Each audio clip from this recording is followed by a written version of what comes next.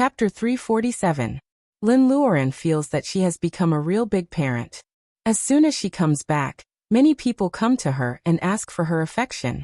Li Xir is a typical example. Lin Luoran has to stare at her. You are already a cultivator in the level of laying foundation. Mind your image, will you? Li Xir looks around to see who dares to laugh at her.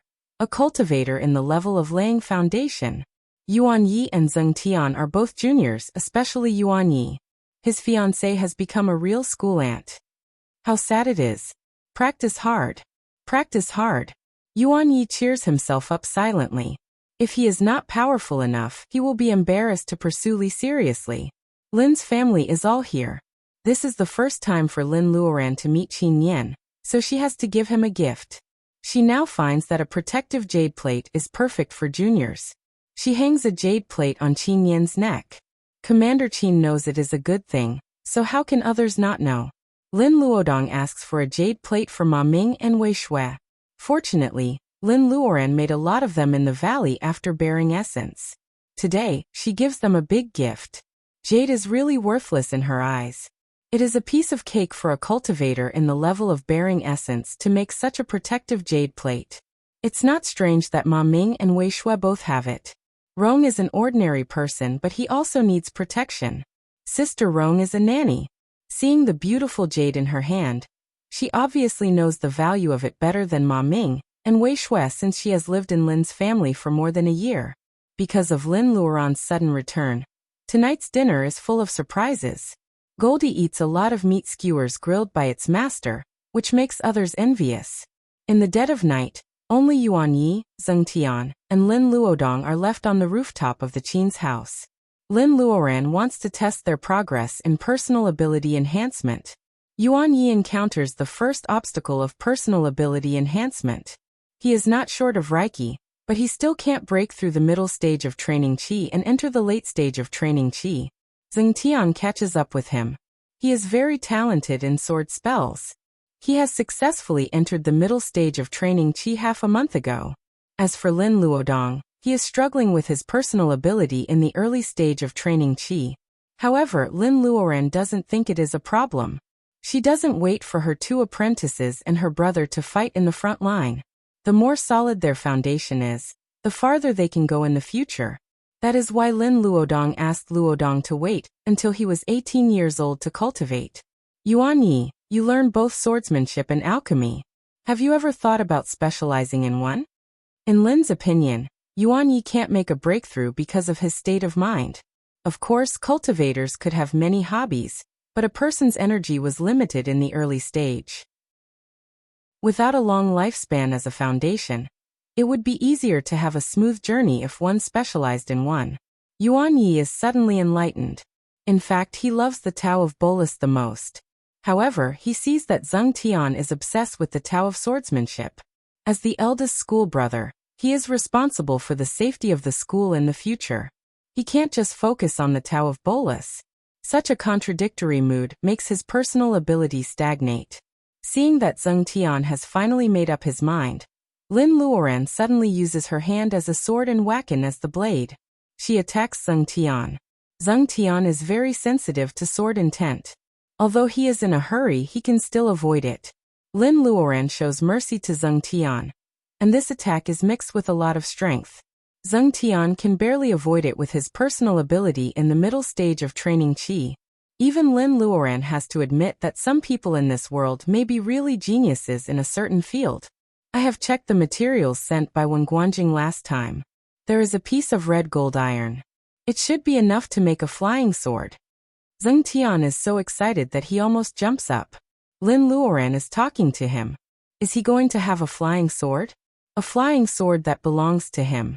Thank you, Grandmaster. Lin Luodong shows two simple spells of the earth. The single Taoist root gives him a natural affinity to the earth.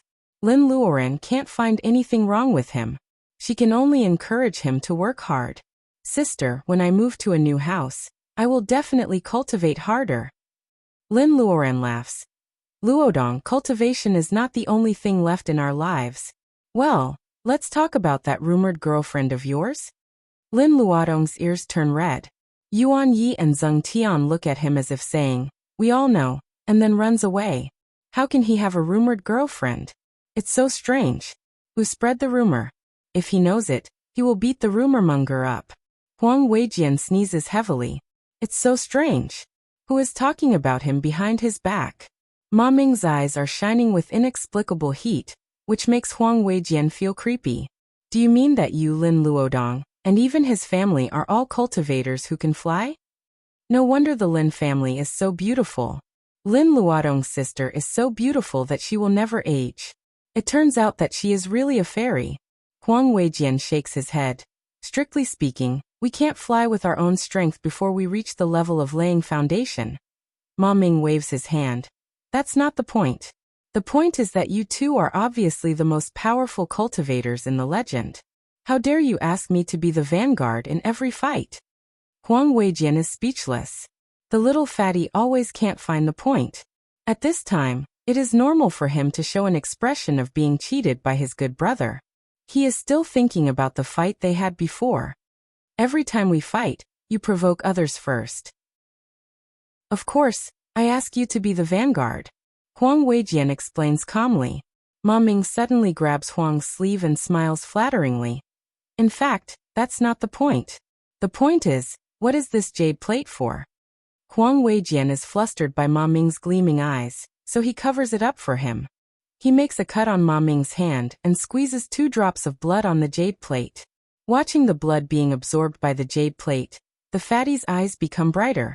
Then Huang Weijian waves his hand and throws a vase at Ma Ming. In the eyes of the fatty, the jade plate emits a faint light, and the vase is smashed into pieces on the wall.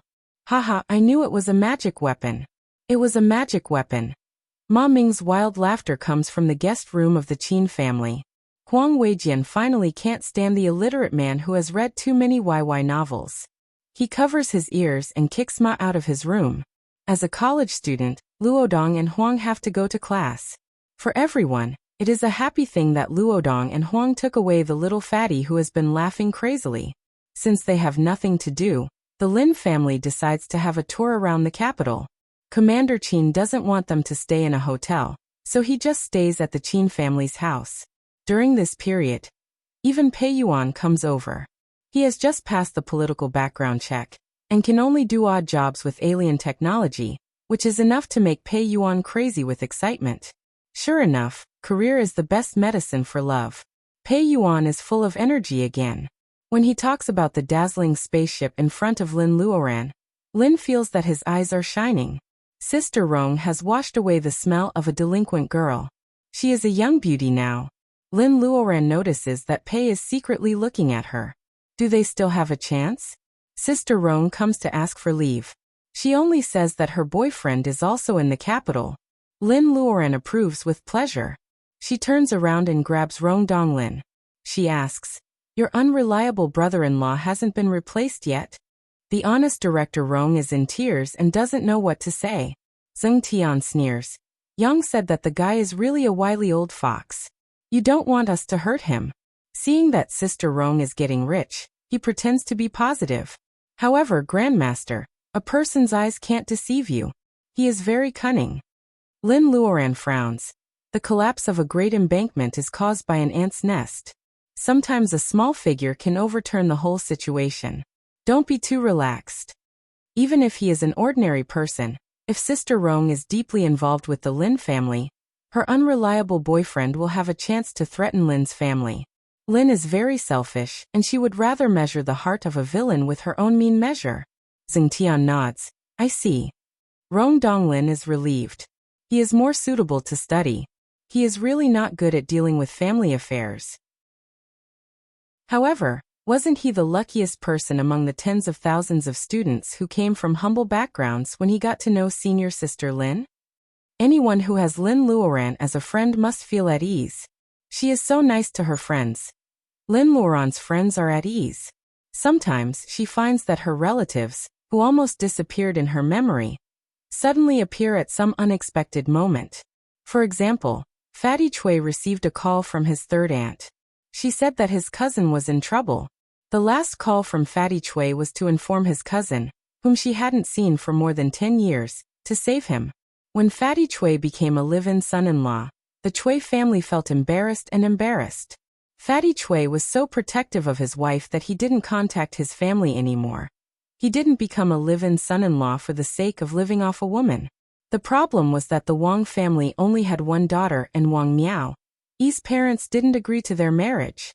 Although Fatty Chui later earned his family business as well as the Wang family with his own efforts, he was still not close to his family because of the misunderstanding in the early years.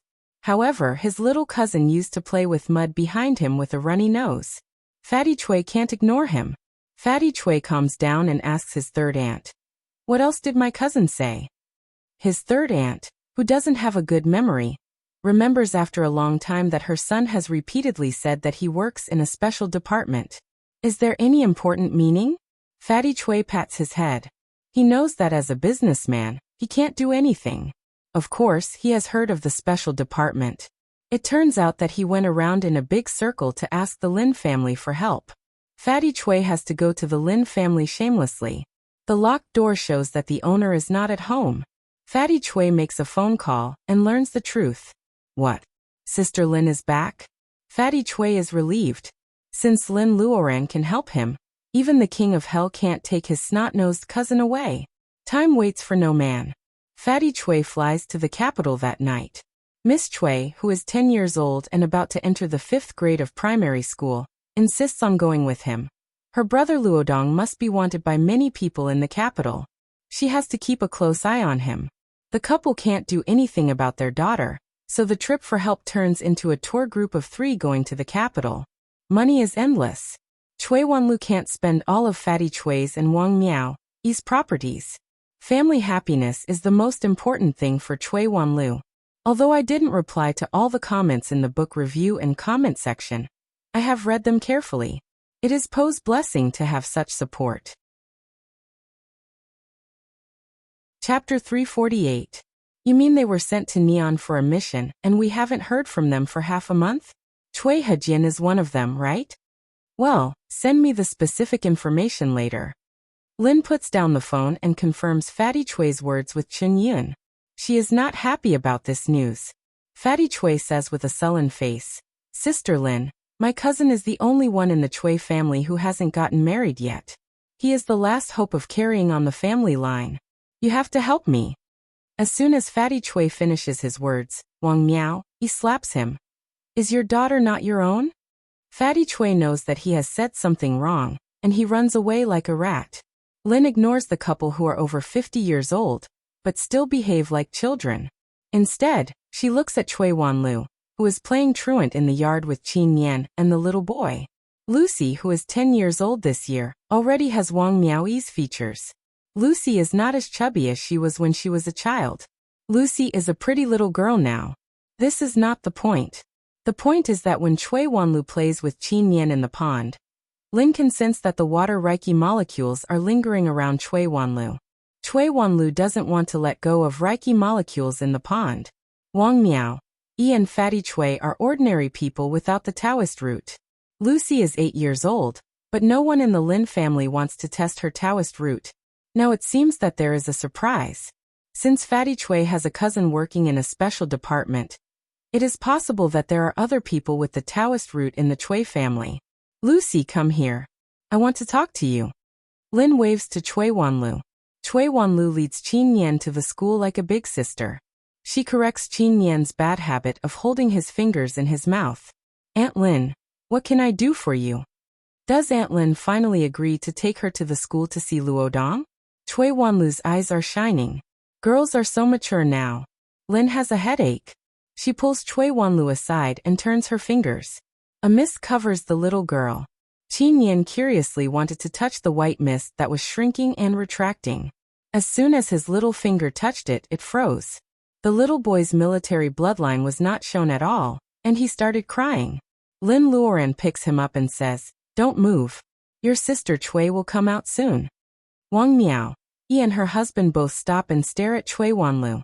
They don't know what Lin has done to their daughter, but they know that Lin would never hurt Chui Wanlu.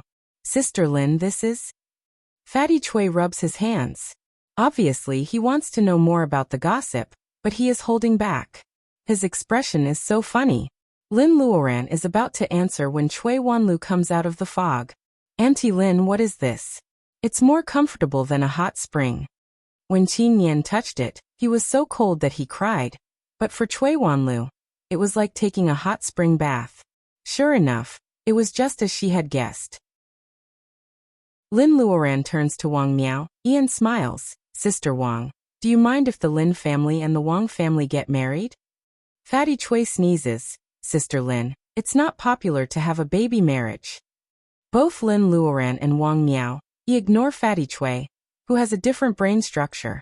Wang Miao is a little bit stunned. Sister Lin, do you mean that Wan Lu? Lin Luoran nods. She has a single water foundation. Even if she doesn't marry into the Lin family, the world of cultivation will fight for her. Fatty Cui is stunned. At this critical moment, Wang Miao makes a prompt decision. Even if she has a single water foundation, she has to marry into the Lin family. Sister, it's a deal. Cui Wanlu, come here and greet your master. Master? Cui Wanlu blinks her eyes. How come Auntie Lin becomes her master after a short conversation? Does it mean that Luodong will become her master?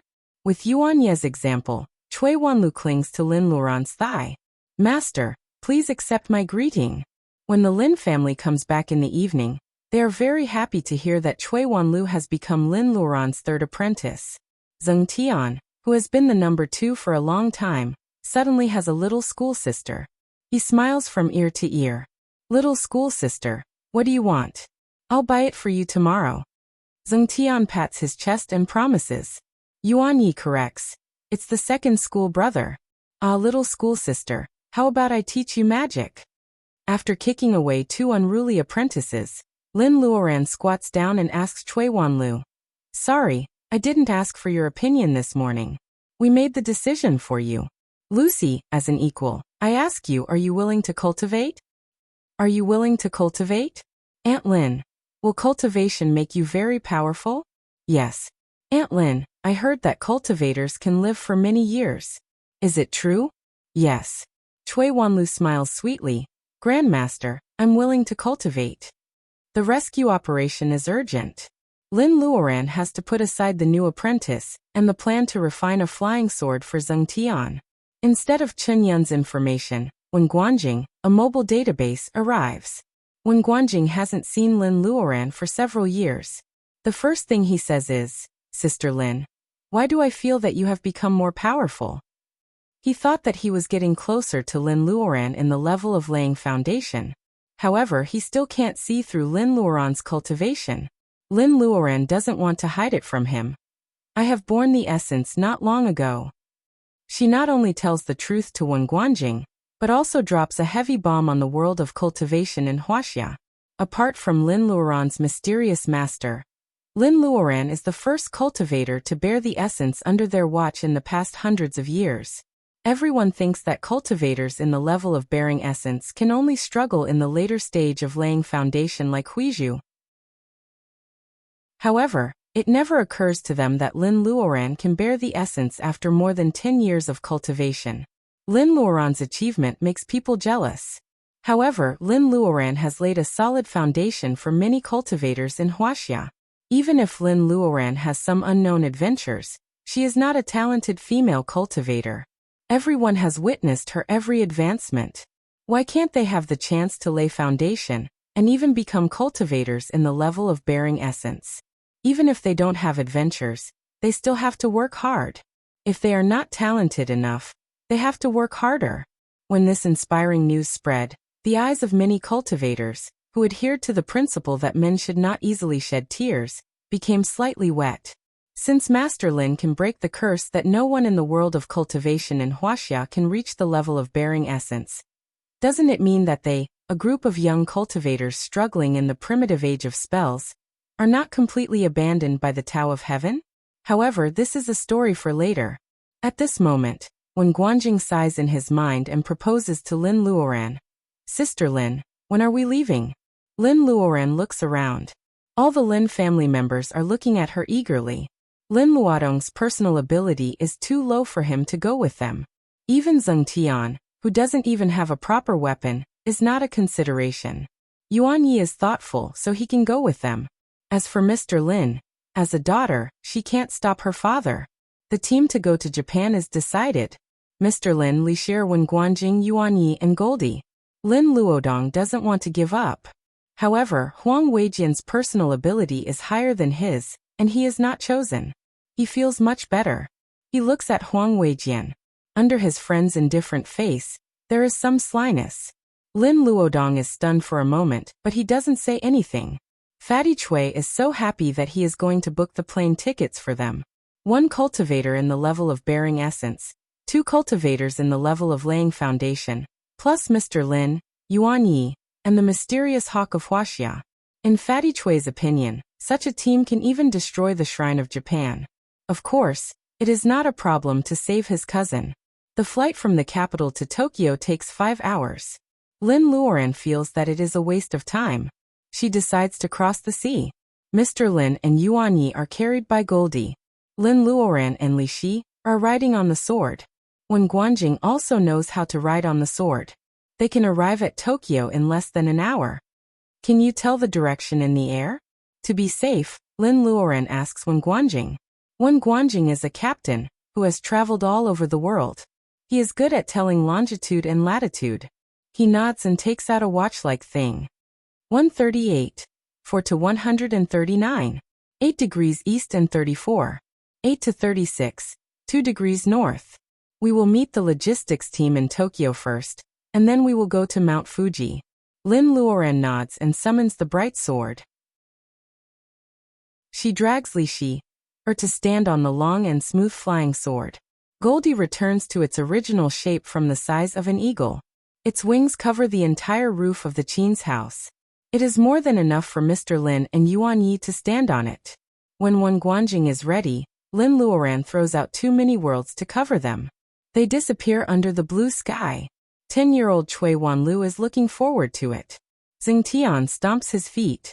Lin Luodong winks at Huang Weijian. Grandpa Qin, Brother Chui, we have classes in the afternoon. We have to go now. They walk away with their arms around each other's shoulders. Before they leave the community, Huang Weijian takes out his mobile phone to book tickets. Yes, the fastest flight from the capital to Tokyo. Well, 2 business class tickets.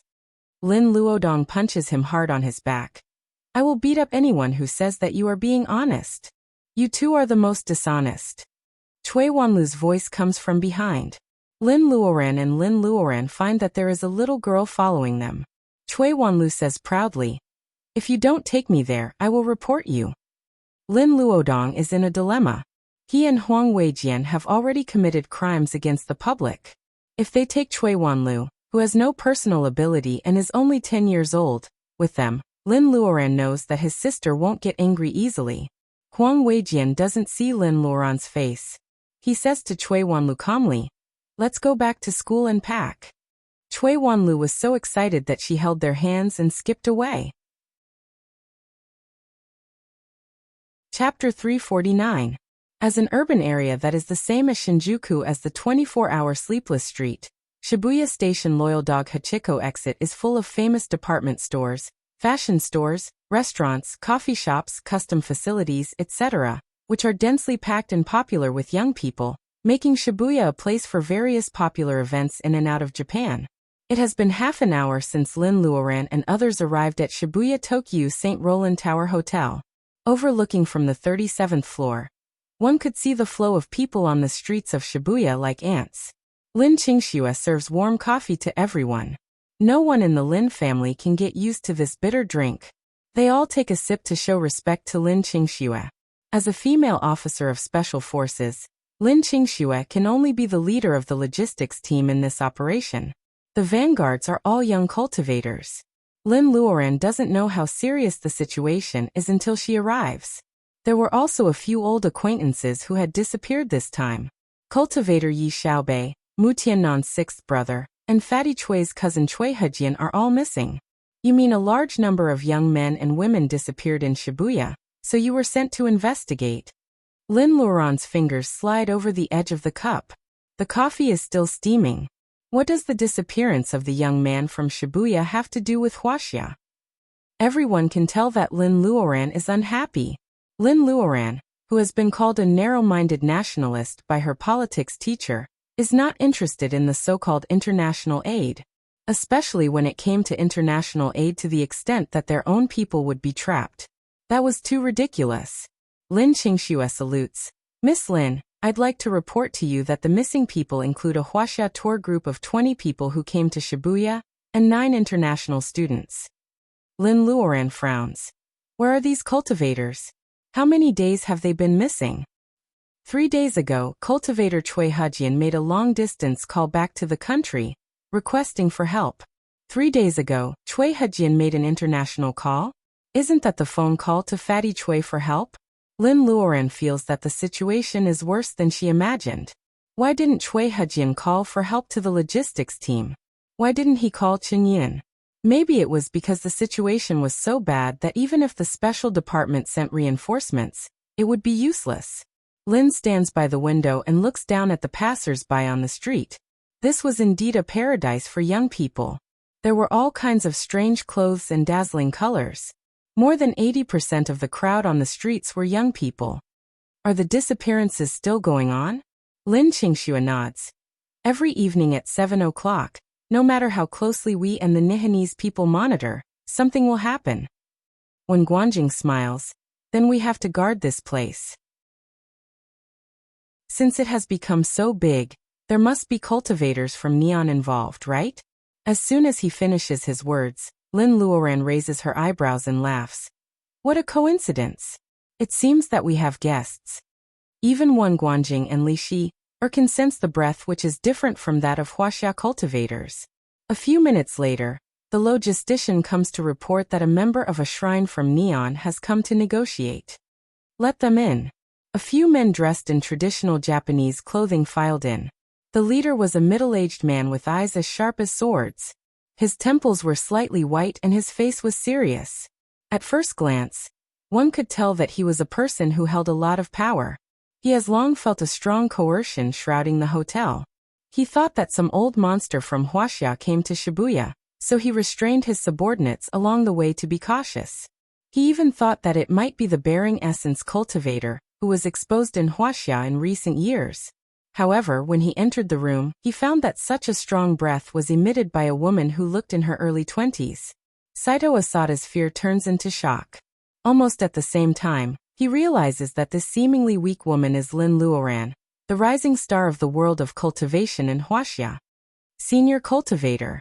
Facing Lin Luoran, who is already the mainstay of the world of cultivation in Wuxia at such a young age, Saito Asada has to put away his arrogance and lower his chin. Senior cultivator. Several Nihanese people salute together. Lin Luoran smiles and says to the people around her, "Where are you from? I don't know you." Saito Asada's resolute chin shakes. "I am the 17th master of the Asada family. I serve as the guard of the shrine." The Asada family? This family name doesn't leave a good impression on Lin Luoran. It always reminds her of Cyan Little Fox who hasn't returned home yet. Sakurako Asada, are you? Saito Asada is a little uneasy. Yes, it's my daughter. Sakurako went out on a trip a few years ago and hasn't returned home yet. Senior cultivator, do you have anything to tell her? Lin Luoran sneers secretly. Went out on a trip? She must have come to Wuxia to covet the treasures of the Green Mountains. However, in this case, there is no news about Sakurako Asada. The stupid fox should not have encountered an accident. On the night of Bermuda in the past, I met your daughter once. Miss Sakurako left a deep impression on me. Lin Luoran's comments are vague, so Saito Asada doesn't dare to answer. The atmosphere is very awkward for a while. Saito Asada breaks the awkwardness and asks how to deal with this incident. Lin Luoran only says everyone has their own responsibilities, which makes Saito Asada a little disappointed. Several Nihanese people soon leave. Lin Qingxue boldly asks, "Miss Lin, why don't you cooperate with them?" It is the nature of soldiers to obey orders and complete orders at all costs. Lin Qingxue's order at this time is to cooperate with Lin Luoran and others to rescue the lost Wuxia cultivators. In her opinion, cooperating with the local Nihanese forces can improve the combat effectiveness of both sides. Why not? Lin Luoran doesn't speak. when Guanjing gives Lin Qingxue a shushing look. Among all the people here, maybe only he can understand some of Lin Luoran's thoughts. They only care about saving Wuxia people. Even if they cooperate with Nihanese cultivators, it will be counterproductive if they are on guard against each other. In this world, some forces are destined not to trust each other because of historical reasons. Wuxia and Neon are such a situation. Lin Luoran sees that there is an awkward silence because of her. She easily invites everyone to take a medicinal bath in the hotel and wait for the arrival of the strange 7 o'clock. Lin Luoran's relaxed attitude dispels a lot of haze in everyone's mind. 1 bearing essence cultivator and 2 laying foundation cultivators are already an unprecedentedly powerful lineup. Thinking of this, they feel that the unclear road ahead is a little bit foggy. Lord, is the woman just now Miss Lin? Because of Lin Luoran's too important position, the neon world of personal ability has long called her Miss Lin. Saito Asada nods. Yes, I suspect that she has broken through the bearing essence realm of Wuxia's personal ability. What an enviable talent. Because they are not far from the hotel, he does not dare to speak casually. She is more than a talent that makes people jealous. There is such a cultivator in Wuxia who has made successive breakthroughs in just a few years. If the Japanese world of cultivation has such strength, they should destroy her. Saito Asada looks at the Holy Rotorunta Hotel with deep regret. It is a pity that she is a woman. What's more, she is a Wuxia woman. Lord, since Miss Lin has no intention of cooperation, what should we do? Saito Asada smiles. Go back to the Taisha. Yes. The Taisha mentioned by Saito Asada is the Hongu Sengen Taisha Shrine, on the top of Mount Fuji. It is a place to worship the gods of Mount Fuji. Above Mount Fuji, nearly 4 million square meters of land outside the mountaineering road, and the meteorological observatory belongs to this shrine. Land is scarce in Neon. From here, we can see the status of Hongu Sengen Taisha Shrine.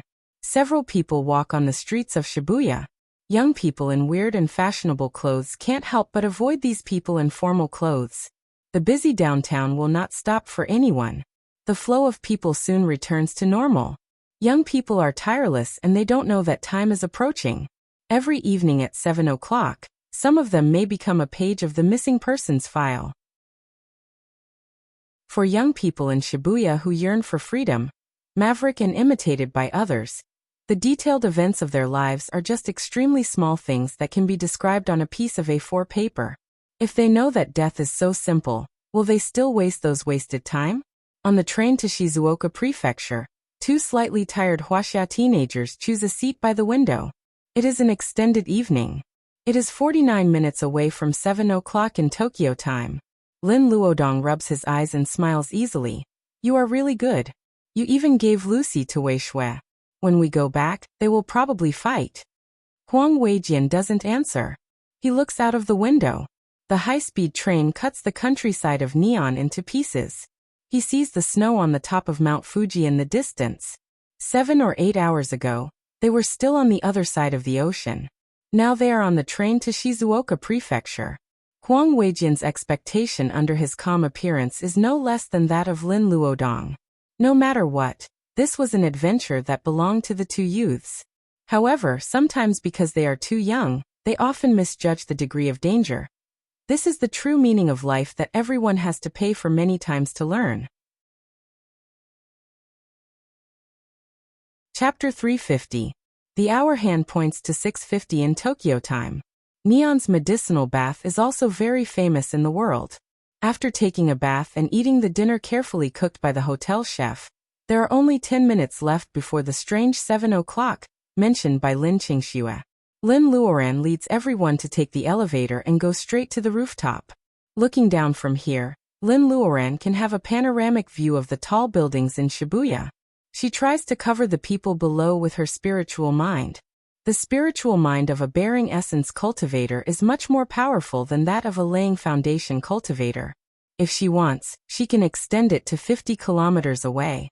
This distance is not enough to cover the whole Shibuya area, but it can cover most of the bustling places where young people gather. Lin Luoran is worried that such a big fanfare will make the person behind the scenes afraid to show up. After thinking about it, She decides to negotiate with Li Shi-er and Wen Guanjing. Li Shi-er's bundling rope stretches endlessly. With the help of the bundling rope, which is like a fishing line, she quietly floats between the buildings above people's heads like a fairy from the ninth heaven. She quickly occupies the far west of Lin Luoran. Wen Guanjing flies away with his sword and occupies a building in the east. The three of them keep watch from a distance and occupy the whole Shibuya area in an iron triangle. If the Black Hand was able to kidnap someone under the noses of the three of them, then things would be much more troublesome. Time is approaching. Although Lin Qingxue has seen many big scenes, she still feels that the ticking of the second hand on her wrist is like a countdown bomb. She can't help peeping at Lin Luoran, who is standing on the edge of the rooftop. It seems that she will be blown away by the strong wind at any time. From the appearance, how can people know that she is a powerful female cultivator? However, Lin Qingxue admires Lin Luoran's calmness from the bottom of her heart. This is the heart of the real strong, isn't it? Lin Luoran doesn't know what Lin Qingxue is thinking. Compared with the nervousness of others, she is actually a little absent-minded. It is said that cultivators with single Taoist root are rare geniuses in thousands of years. However, their cultivation speed is much faster than that of ordinary cultivators, and their spells are just so. For example, Li Shi-er, who has reached the level of laying foundation, can't even use the most basic windriding spell in the level of laying foundation without a flying magic weapon. Then, when he reached the late stage of cultivation, the nascent soul realm, or even beyond that, was the single Taoist root really that useful? In a trance, Lin Luoran feels that the Taoist root of the 5 elements, which is regarded as a waste cultivator, is the most suitable for the reincarnation of nature. Lin Luoran herself feels a little funny. With the Taoist root of the 5 elements, except for people like her who have a cheating device in their hands, it is difficult for people to advance their personal ability in the heyday of spells. Without a long life as support, it is just a joke to explore the Tao of Heaven. Lin Luoran puts aside this whimsical question and forces herself to focus on something else. In her wide spiritual mind, she can sense that Goldie, who is connected to her by blood, is waiting quietly on the rooftop of the seemingly unguarded building in the south. In the streets of Shibuya, in addition to many Nihonese cultivators and policemen, there are also logistics members of the rescue team led by Lin Qingxue. These special forces soldiers could only serve as logistics in the rescue team, but in their field, every one of them was a powerhouse in individual combat. Even Mr. Lin and Yuan Yi pretend to be ordinary people and walk around in the crowded places. There is no foolproof security measures in the world. Lin Luoran also knows that it is very dangerous. However, whether it is Mr. Lin or Yuan Yi, their personal ability enhancement is very long. Lin Luoran can't guarantee that they will never be in danger. Only in crisis can one grow up. Lin Luoran silently cheers for her father and apprentice. It is 1 minute to 7 o'clock. In the evening, the lights in Shibuya are on and it is very lively. Danger may be approaching, but at this time, there is nothing unusual. 1 second, 2 seconds, there is no trace of special power. Lin Luoran feels a little uneasy. Half an hour ago, Lin Luodong and Huang Weijian get off at Shizuoka Station with travel bags. Although it is a prefecture, Shizuoka is really not worse than some big cities in China. Shizuoka Prefecture has an international trade port called Shimizu Port, which injects vitality into the economy of Shizuoka. If the economy is good, the popularity will not be bad. Lin Luodong and Huang Weijian are pushed out of the station by the crowd. At the entrance of the station, they bump into a group of 10 Nihonese youths. A Nihonese boy mutters a few Nihonese words that the two can't understand. They don't want to cause trouble in front of so many people, so they want to go their own way. However, a round-faced girl tentatively asks, "Hey, are you from Wuxia?"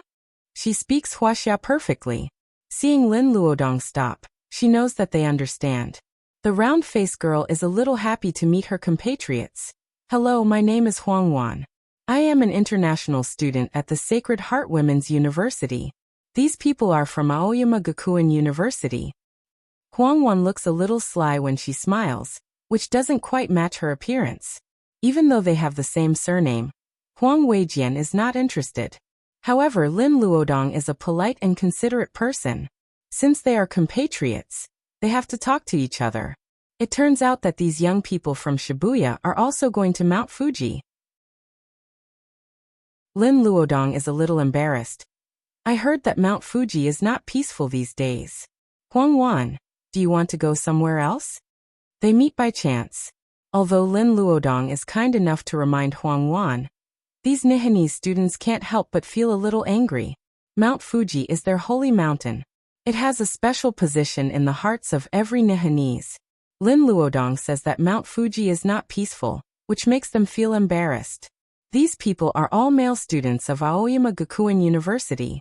It is not easy for them to have a get-together with the girls of the Sacred Heart Women's University. They will not easily give up their plan. Lin Luodong sees that persuasion is useless, so he has to give up. After chatting with Huang Wan for a while, he and Huang Weijian disappear into the crowd. Behind them comes some Nihanese that they can't understand. The two teenagers don't want to talk to these young people from Shibuya anymore. They get on the direct minibus to the foot of Mount Fuji. The female student named Huang Wan seems to know Kung Fu. She doesn't know about the abnormality of Mount Fuji. Of course you told her. She may encourage these Nihanese students to explore with her. You are such a good person. Don't be sad. Huang Weijian plays with his bald pen. His words are so mean that Lin Luodong wants to kick him off the bus. That being said, even the last group of cultivators can't solve the disappearance this time. What can ordinary Kung Fu do? Thinking of this, Lin Luodong is a little scared. If my sister knows that we came secretly, she will be angry, right? Huang Weijian stops playing with the bald pen. Thinking of Sister Lin, whose personal ability is getting higher and higher, he is also a little uncertain about the consequences of them coming here without permission. He coughs twice. They may have already gone up the mountain. We will admit our mistakes later. At most, we will be scolded. What are you afraid of? Lin Luodong knows that Huang Weijian won't say things without a reason. He is a little relieved and even thinks to himself that they can play cute for a while. When Lin Luoran finds out that they secretly follow, it will be easy to let go of this matter. The two bold teenagers have never thought that when they arrive at the foot of Mount Fuji, Lin Luoran and the Lin family are still defending in Shibuya. Many twists and turns in this world are caused by such inconspicuous accidents. Not long after they got out of the car, two cars roared past them, and the laughter of the Nihanese students came. Huang Wan's apologetic face flashed in the rolled-down window, and the two cars soon left them far behind. There are not many people in the evening. The climbing path they choose is really quiet. Lin Luodong and Huang Weijian don't know whether to laugh or cry at this inexplicable demonstration. They originally want to ignore them, but God is against them. Suddenly, there is a sudden breaking sound in front of them. In the surprised eyes of the two teenagers, the two cars of arrogant students scream and suddenly become silent. There is nothing on the road. Why are they screaming? The teenagers who don't know anything don't notice that the time when the breaking sound is exactly 7 o'clock in Tokyo. Lin Luodong has a bad feeling. He and Huang Weijian look at each other and run to catch up. They don't care about these Nihanese students. However, Huang Wan is a Wuxia compatriot. If Lin Luoran knows that they leave their compatriot in danger without saving her, they may be more guilty than sneaking here. Lin Luodong even smiles. Isn't this a living opportunity to make up for their mistakes? God really favors them. Huang Weijian, who has a higher personal ability, is not so optimistic. The closer he gets to the two cars that break in the middle of the road, his heart has already sunk. Inside the car it is clearly the character Huang Wan of Cat Dowdu has appeared, scattering flowers. Chapter 351. It's 7 o'clock in Tokyo time. 5 minutes have passed, and every block in Shibuya is lively and orderly. There is nothing unusual. Did they really scare away the manipulator behind the scenes? Lin Luoran purses her lips tightly. She always feels that they may have overlooked some key factors. Where is it? There is a sudden commotion in front of the department store. Many plain clothes are dispatched, and other cultivators form a circle around the chaotic place.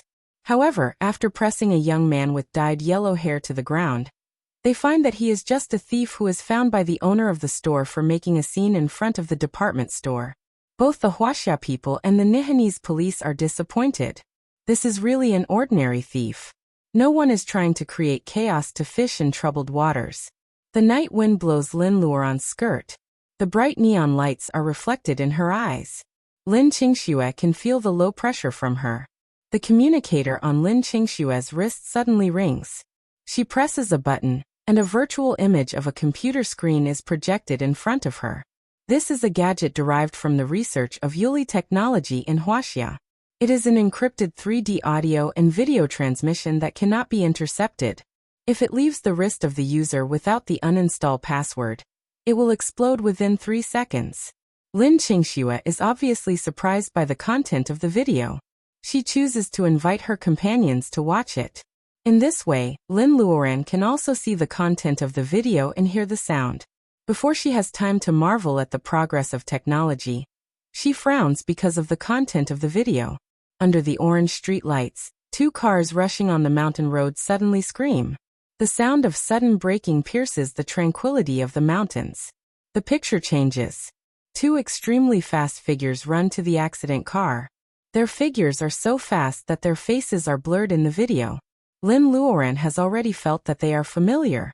Lin Qingxue pauses the picture and zooms in on the faces of the 2 people. Lin Luoran feels that the uneasiness she has been feeling is finally reflected. This is clearly Lin Luodong and Huang Weijian. If it were an ordinary Wuxia parent, he would be dizzy with anger and scold the 2 disobedient teenagers. However, in Lin Luoran's opinion, even if she wants to beat them up, she should find the culprit first. This was a video clip that was only a few dozen seconds long. It started with the sudden scream in the driveway, the sudden braking, and the 2 teenagers pouncing in the direction of the car. The video ended abruptly. Miss Lin, the video was shot on the second section of Kawaguchi Pass of Mount Fuji at 1900 hours Tokyo time. The time when the video was received was 1905 Tokyo time. There is a 99% chance that the member of the logistics team who shot the video is dead. If he was still alive, there was no way he would have waited 5 minutes for this important video to be sent back. This was probably an automatic message sent by the communicator 5 minutes after the owner's pulse stopped beating. As a Special Forces soldier, Lin Qingxue has seen her comrades die around her. Her eyes are still wet at this moment. The teammate who controls the number 2 road is Hang Kuan, her friend for 8 years. Lin Luoran can feel the sadness of the female soldiers. 99% chance of death? This should be the cautiousness of soldiers. The logistics special force soldier who recorded the video and sent it back is almost certain that he is dead, as Lin Qingxue said. What happened before he died? Are Luodong and Huang still alive? Time is pressing. Lin Luoran only says, "Sort out his information and give it to me." Then she flies to Mount Fuji on her sword. What she can say is only these feeble words of comfort. Even if she compensates the Special Force soldier's family later, how can she get a fresh life back? Lin Luoran is not a saint. However, when she thinks that an unknown soldier sent back the news of Luodong and Huang Weijian at the cost of his life, she can't be indifferent as if she doesn't know it. This soldier gave her brother a chance to survive. People are not plants. After a long time of getting along with Luodong, even Huang Weijian, who is awkward with her, is no less important than Luodong in the Lin family. When flying over the building, Li Xier entangles the bright sword with the bundling rope and jumps on it.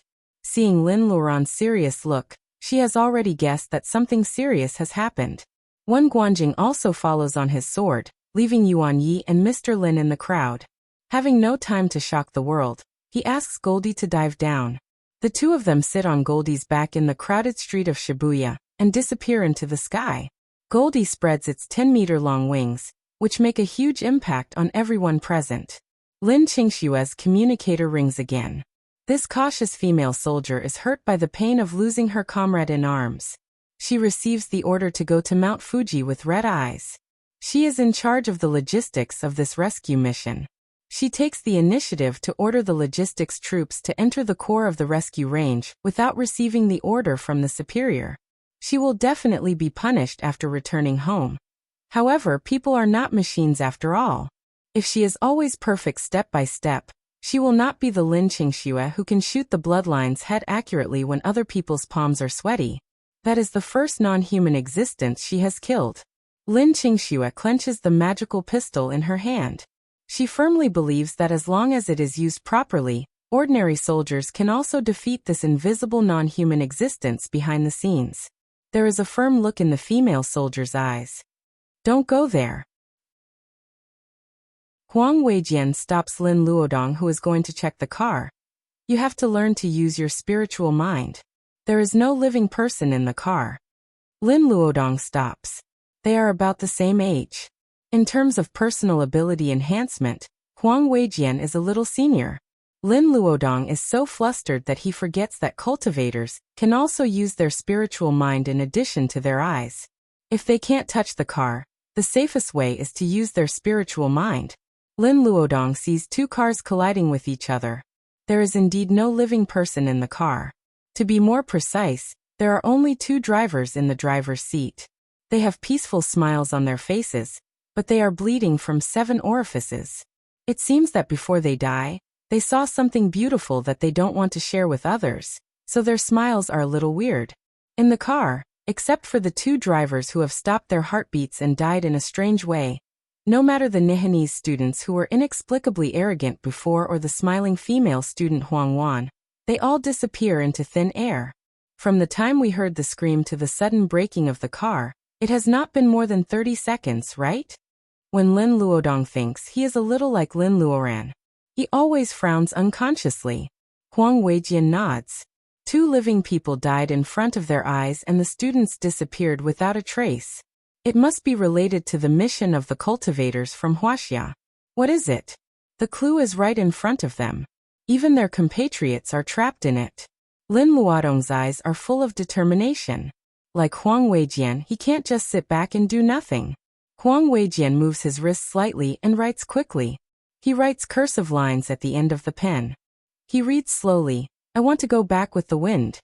His voice and the strokes of the pen affect some kind of power between heaven and earth. In the quiet night, the wind suddenly rises, rolling up the fallen leaves and flowers on the ground.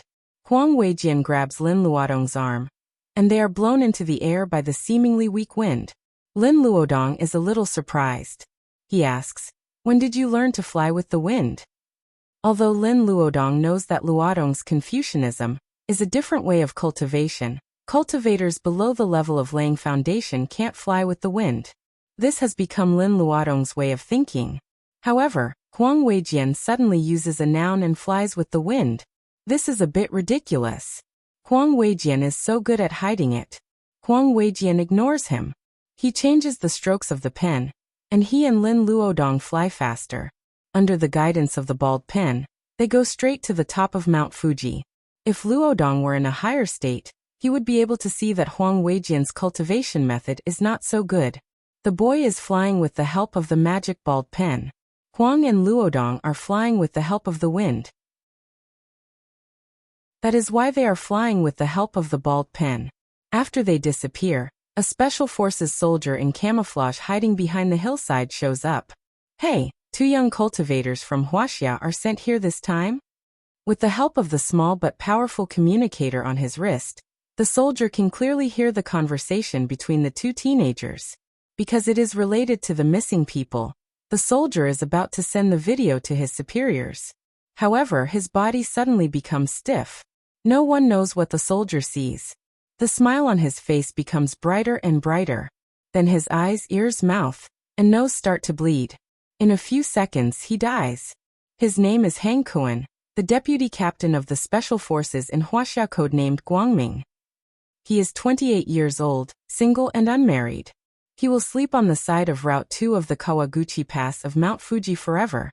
In the dark night, there seems to be a flash of a gorgeous skirt.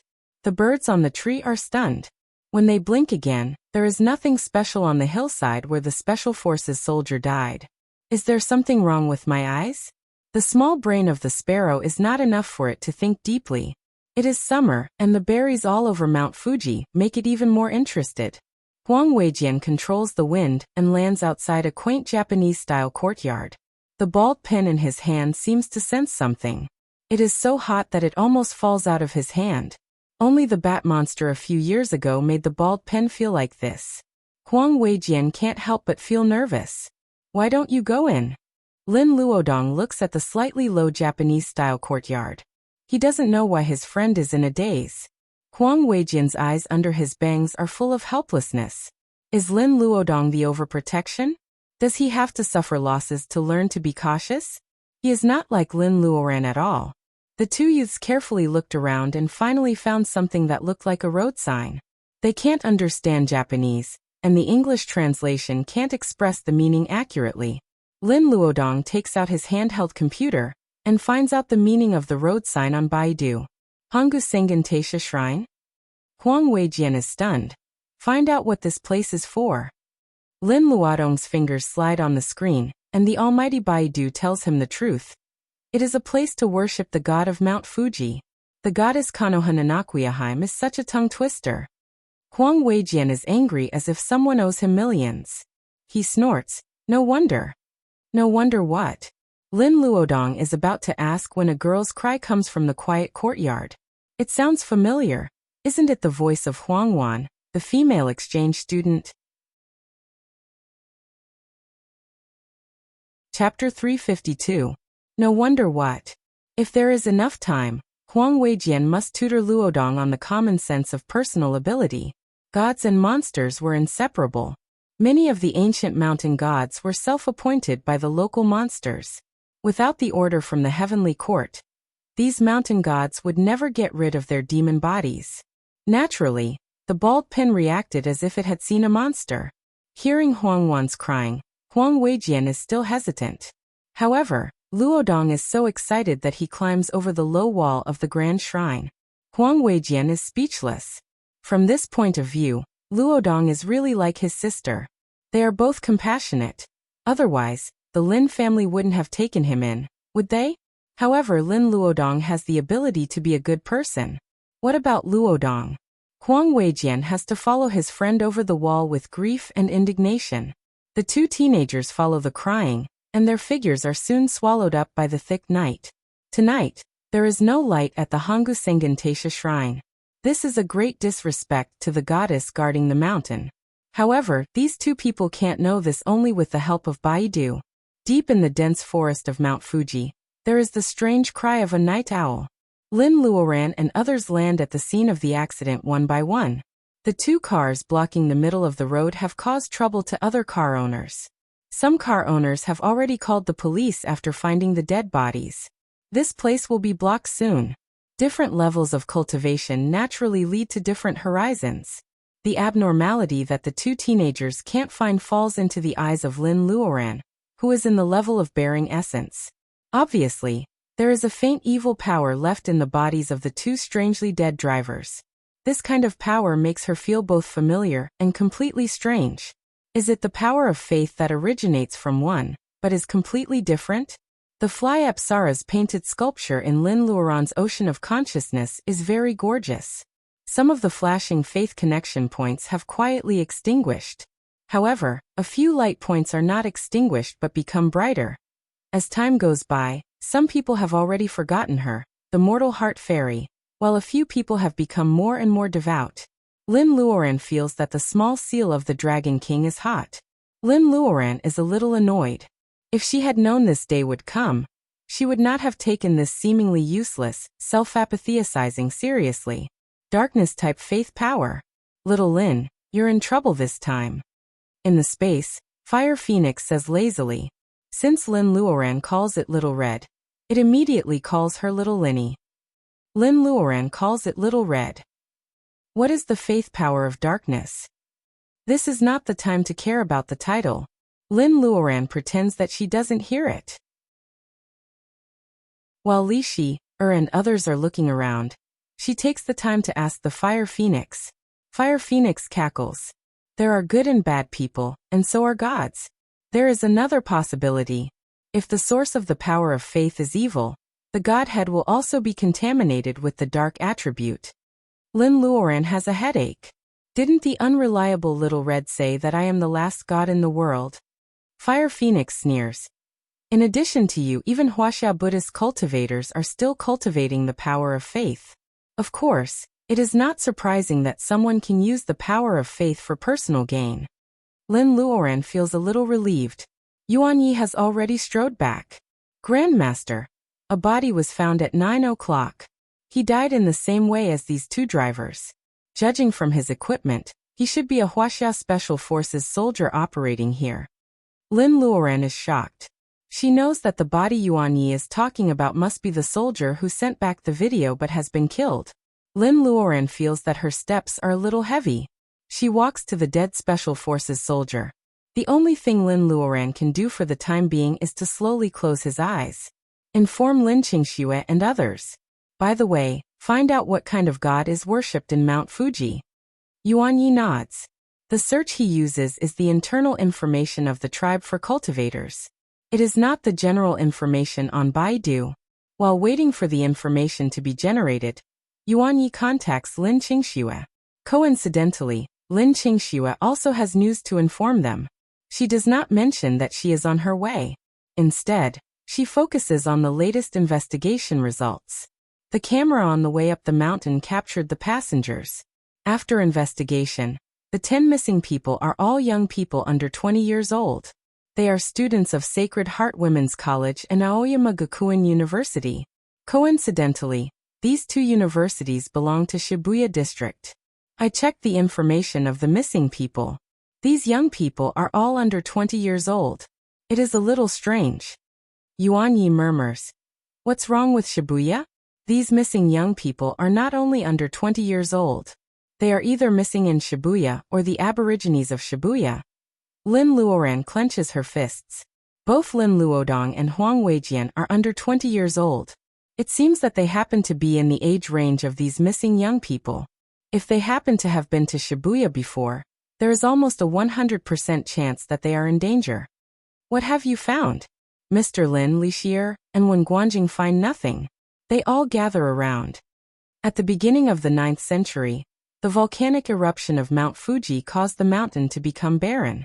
In order to appease the angry mountain god, the local people built a shrine here to worship the goddess, Kanahana no Kyoheim.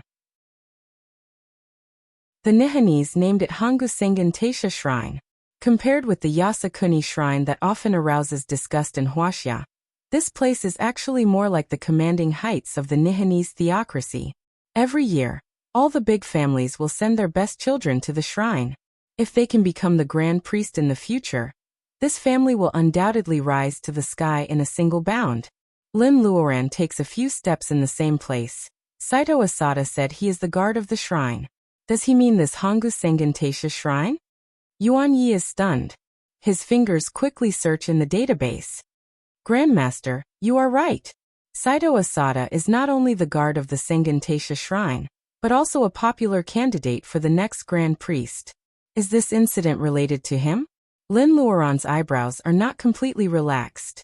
She asks, next? Then who is the grand priest this time? Yuan Ye's fingers holding the phone can't help but tighten. The grand priest is vacant. There has been no new grand priest for 5 years. Saito Asada should be the top spokesman of the Sengen Taisha shrine at this time.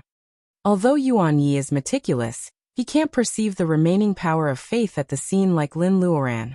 He can infer some key points for a while. However, Lin Luoran empathizes with him. Her mind gradually becomes clear. Different from her unintentional apatheizing, this series of events seems to be that someone wants to apatheize by faith? No, there are still many key points in such an inference. Lin Luoran thinks hard, but still can't understand. Yuan Yi can't help asking, Grandmaster, aren't we going to save Luodong and Lin Luoran? Time is passing little by little. Why isn't the Grandmaster in a hurry? Goldie flies from the depths of the forest and throws a sparrow in front of everyone. The poor little sparrow has already fainted. However, Goldie only catches it as material evidence. He never wants it to be a witness. With the spiritual mind communication between Goldie and Lin Luoran feels that some doubts in her heart are solved. You're saying that it saw a flash of a soldier's skirt when he died? Goldie nods. As the king of birds, this little sparrow certainly doesn't dare to lie to it. Chapter 353. Close to the Pacific coast, about 100 kilometers southwest of Tokyo, Mount Fuji is more than 3,700 meters above sea level. It is one of the largest active volcanoes in the world. Although it is currently dormant, the earthquake in the waters of Honshu Island of Neon a few years ago also caused an unusual tremor of Mount Fuji. At that time, experts speculated that Mount Fuji would probably erupt because of the earthquake. Somehow, it quieted down again, which made the residents of Shizuoka and Yamanashi prefectures panic. On the top of the high mountain, there is a shrine built for the goddess Konohana Sequoiaheim. It is Mount Fuji Hongu Sengen Taisha Shrine, which rules more than 1,300 Sengen Taisha shrines all over the country. In 1604 AD, Tokugawa Ieyasu built the main hall, the Hall of Worship, the Hall of Coin, and the Hall of Dance, which formed the Japanese-style ancient building complex on the top of Mount Fuji. Lin Luoran leads the Lin family to the mountain aboveboard. Something red like a huaxia archway is called torii by the locals. It is rare to see such a tall gate in such a small place. This is the main gate of Mount Fuji Hongu Sengen Taisha Shrine. Of course, ordinary tourists can't come here at night. However, Lin Luoran leads everyone to swagger here. Because she doesn't hide her personal ability, her arrival has already alerted the owner. Someone comes out with a few paper lanterns, illuminating the newly paved asphalt road in front of the shrine. Saito Asada shows a stiff smile on his serious face. It's late at night. I didn't know you would come here at this time. His huaxia is more sincere than his smile. Lin Luoran also smiles reservedly. The night view of Mount Fuji is good. We wandered far away and came here by accident. I hope we won't disturb you at night, Protector Asada? The conversation between the two is like a meeting between the leaders of two countries. What they say is all dignified and polite empty words. Li Xier looks around with her big amber-like eyes. She doesn't know what's going on with her school sister Lin tonight. In such an urgent situation, she is still polite to these Nihanese cultivators and can't get to the point. When Guanjing is also surprised that Lin Luoran has such a side. Mr. Lin and Yuan Yi are very proud of Lin Luoran. The Lin family is always calm. However, he doesn't know how Luodong and Huang Weijian are doing. Mr. Lin is a little emotional. He should be the pillar of the Lin family, but his cultivation is not good enough. Now his daughter has to do it. Senior cultivator, if you don't mind, how about coming in and visiting our club? Saito Asada is very humble, so Lin Luoran takes advantage of the situation. The one with the lantern seems to be a servant of the shrine. He is silent all the way. Saito Asada is obviously a humble person. His explanation all the way is a bit dry. There are two sun flags fluttering in the wind on both sides of the main hall, which makes Lin Luoran feel a little strange.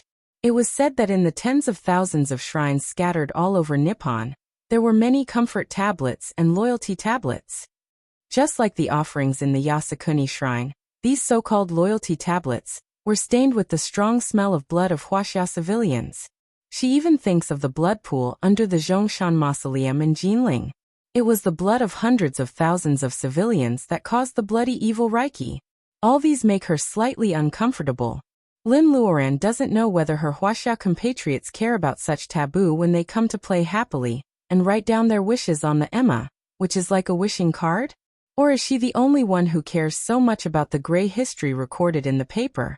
Maybe they are not direct relatives, but they are compatriots with the same blood. They were massacred. Can't such a history make any waves in people's hearts? When Guanjing looks very serious. Even Li Xier is infected by Lin Luoran's sudden solemn expression. Mr. Lin doesn't like these low Japanese-style houses at all. Yuan Yi is smart. He more or less guesses his grandmaster's mind. Lord Asada, can we go and pay a visit to the goddess guarding the mountain? Now that he knows what his grandmaster is thinking, Yuan Yi cleverly changes the topic. There is still no news of Luodong and Huang Weijian, and the huaxia cultivators who have been lost haven't been rescued yet. Although Yuan Yi also agrees with his young but powerful grandmaster to chop down the holy palace into a pile of wood, at least they have to save people first, right? Saito Asada looks serious. Of course he has to nod. Since the door is open to welcome guests, there is no reason not to let guests pay a visit to the goddess. As the guard of the grand shrine, Saito Asada's words and deeds represent the face of the Fuji Hongu Sengen Taisha Shrine, when the Grand Priest is temporarily absent. To some extent, what he says can also represent the goddess Konohana Sequoiaheim. In the eyes of his believers, Lin Luoran really goes to pay a visit to the goddess. Li Xier takes the opportunity to take Mr. Lin and Wen Guanjing to wander around the grand shrine. She moves lightly and jumps over the gate of the courtyard. The waiters who are waiting with lanterns have to keep up with them in wooden clogs. Saito Asada wants to say something, but Yuan Yi asks him about the story of Konohana Sequoiaheim, with a serious face. If he doesn't respond, it will be the evidence that he is not sincere in serving the goddess. This is extremely unfavorable for the election of the Grand Priest. If he responds, he really can't stop these people from wandering around in the grand shrine and disturbing the goddess. Lin Luoran walks into the main hall. The statue of the goddess in the shrine is made of wood. She closes her eyes and feels the power of faith shrouding the main hall. A wave of black fog almost overturns her small boat. Lin Luoran can't help but clench her fists. The power of faith is all black. What kind of wish do they sincerely pray for every day to gather into the black power of faith? Lin Luoran is so shocked and angry that she forgets what happened in the Jokhang Temple. She has not become immortal at the moment. Gods have their own Taoist field. How can she enter the main hall of the Sengen Taisha shrine with Godhead? Before Lin Luoran realizes it, Yuan Yi can't stop Saito Asada anymore. The latter quickly steps into the hall. Lin Luoran can't check it anymore, so she excuses to leave. Li Xier and others also look unhappy. It seems that they don't find anything special. Only the black power of faith with dark attributes in the main hall proves that the Sengen Taisha shrine has an inescapable relationship with the disappearance. However, there is no clue about where those missing people have gone. Lin Luoran and others come and go in a hurry. Saito Asada watches them leave, and then asks the waiters to close the door. He returns to the main hall. A black shadow comes out from the thick fog and screams, "Why does she have Godhead? Kill her. We must kill her." Saito Asada is confused. He doesn't have time to ask what having Godhead means. The only thought left in his mind is kill her. It's best to kill a rookie who doesn't belong to Neon. As the most devout believer of the goddess, Saito Asada doesn't resist this order at all. When the door of the main hall is gently closed, he is so muddle-headed that he doesn't find tears coming out of the eyes of the wooden statue on the shrine. Because of the urgency of time, Lin Luoran also doesn't find that the wooden statue on the shrine is still covered with a layer of white power of faith. In the main hall filled with black air, it is just like Lin Luoran's own senses. She is like a small boat in the raging sea, precarious. School sister, there is obviously something strange in the Taisha shrine, but we can't find out anything. Damn it. Li Xier holds the bundling rope tightly. She can't calm down at the thought of Lin Luodong and Huang Weijian, who she has watched grow up. Lin Luoran is more anxious than her. However, if she can't find the center of the dark power of faith in the main hall, it will be more dangerous than any battle she has ever fought in her personal ability. Unless it is a last resort, Lin Luoran doesn't want to do something she is not sure about. It will not only be of no help but also harm her family. Luodong, Huang Weijian, and the Wuxia cultivators who are lost, you must hold on. Lin Luoran is secretly anxious. She has to stay calm for the sake of everyone's morale. Li Xier is upset, so now Lin Luoran summons the bright sword. Go back to Shibuya. The missing young people are all related to Shibuya.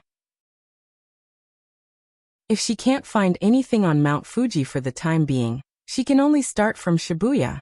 This time Yuan Yi rides on the sword with Mr. Lin. Goldie seems to be forgotten by them in a corner of the mountains. Lin Qingxue takes a team of special forces and treks on another mountain pass of Mount Fuji. They are all equipped with the most sophisticated weapons. They are the most disciplined team in Wuxia, and the most powerful in individual combat. Corresponding to the dark power of faith in the main hall of the Honggu Sengen Taisha shrine, their team happens to be called Light. Can the Light Squad really bring miracles? A special force soldier suddenly makes a sound of surprise. Lin Qingxue turns around. What's wrong? The special force soldier chooses to share functions. In the white light of his communicator, many fluctuating lines and values appear in the virtual video.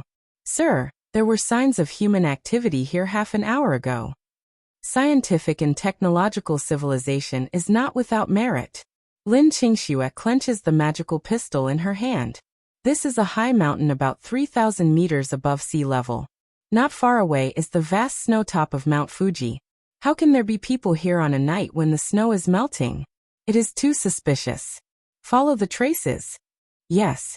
Their military boots step on the dead branches, making a slight sound. The direction they are heading is a valley full of snow. Lin Qingxue's breath is so light that it can't be heard. She doesn't know what kind of truth she is approaching.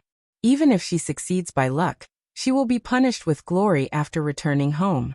But Lin Qingxue doesn't regret it at all.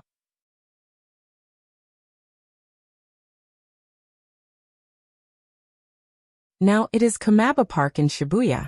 When Guanjing snaps his fingers, "Shall we go there now?" Lin Luoran nods. Everyone is excited. A plot that everyone has no clue about may be unveiled soon. It is related to the safety of the people they care about. Lin Luoran and others really don't want to wait any longer.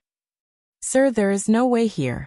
A Special Forces soldier holding the communicator reports in a low voice.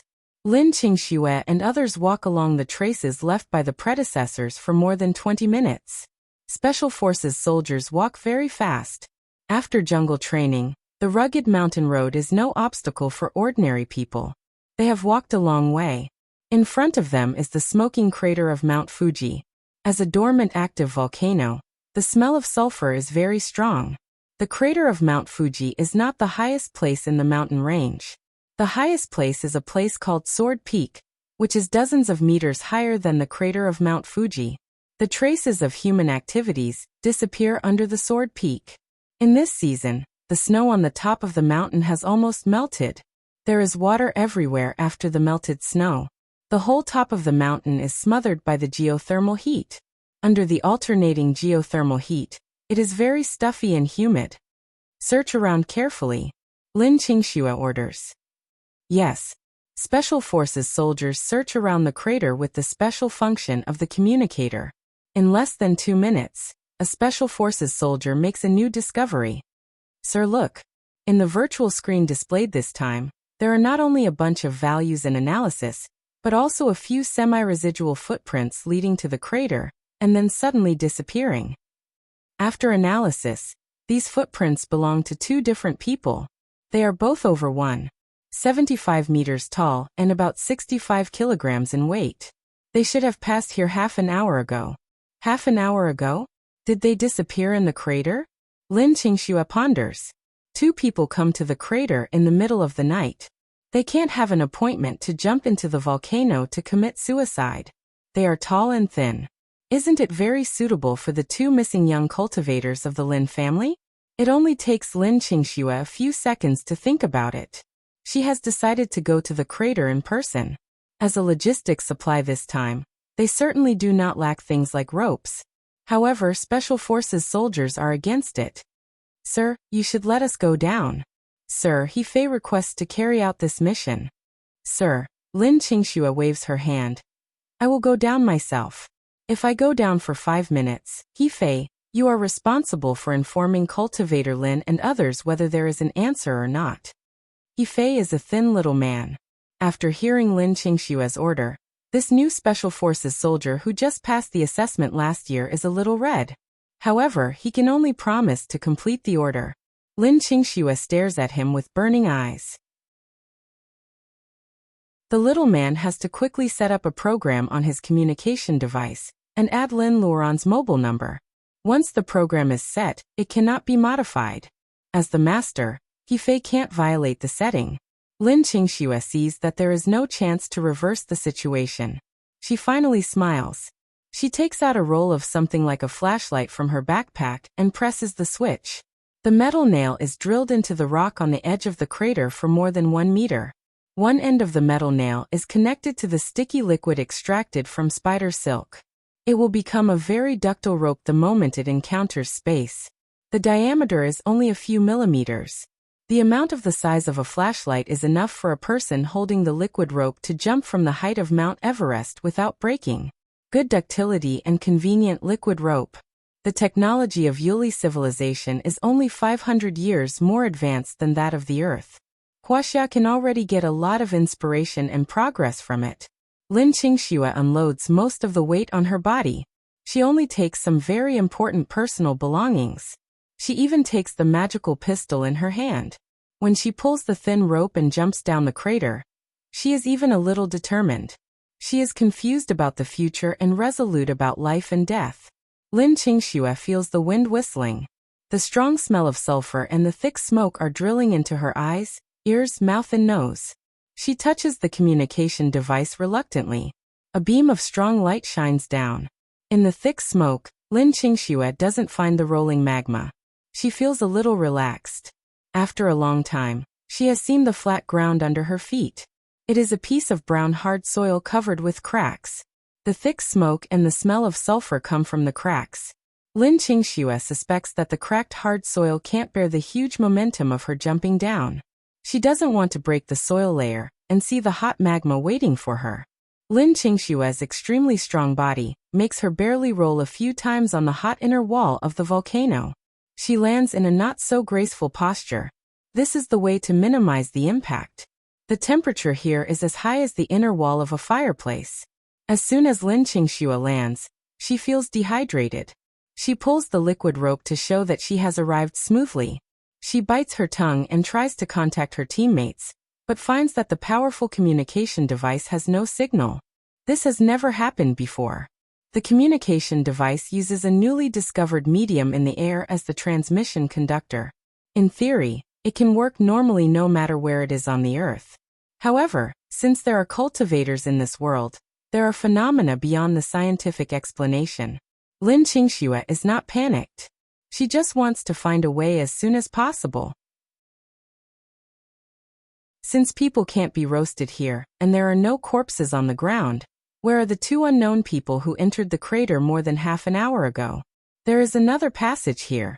Lin Qingxue gropes along the mountain wall. The high temperature makes huge blisters appear on this special female soldier's hands. However, she seems to feel no pain at all.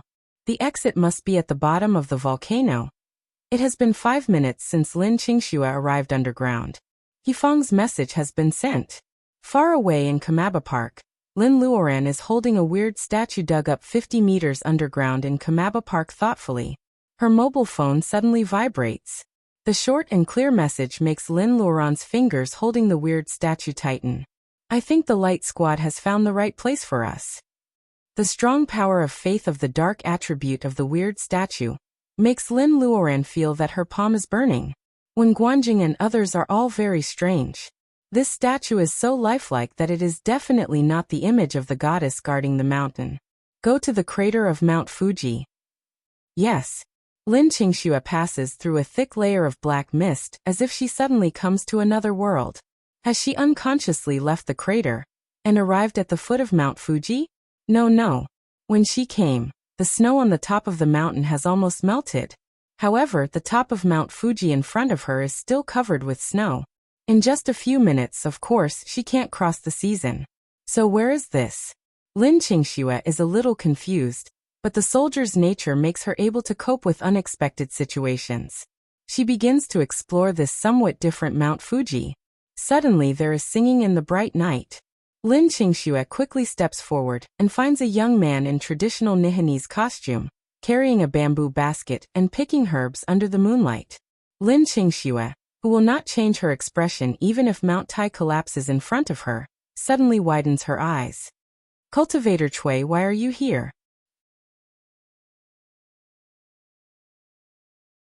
Chapter 355. She has been down there for more than 10 minutes. The crater of Mount Fuji smells strongly of sulfur.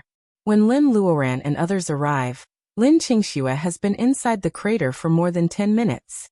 Yifei tells them what they found. Even Lin Luoran suspects that the two footprints into the crater are Luodong and Huang Weijian. School sister Li, school brother Wen, can you two lead the logistics team to guard the crater? Li Xier still wants to say something, but when Guanjing nods, he guesses that Lin Luoran is going to go deep into the crater by herself, but the danger is unknown. If someone blocks her way out, school sister Lin may not be able to return to the real world. School Sister Li, let's stay and guard the crater. School Sister Lin can go down to find the truth with peace of mind. Li Shi always trusts Wen Guanjing. After listening to his explanation, she immediately nods. Yuan Yi stands with a sword in his hand. Grandmaster, please let me go with you. Mr. Lin doesn't say anything. He is also determined to go down. The Lin family is not the kind of people who only want to share wealth. Lin Luoran is going to take risks.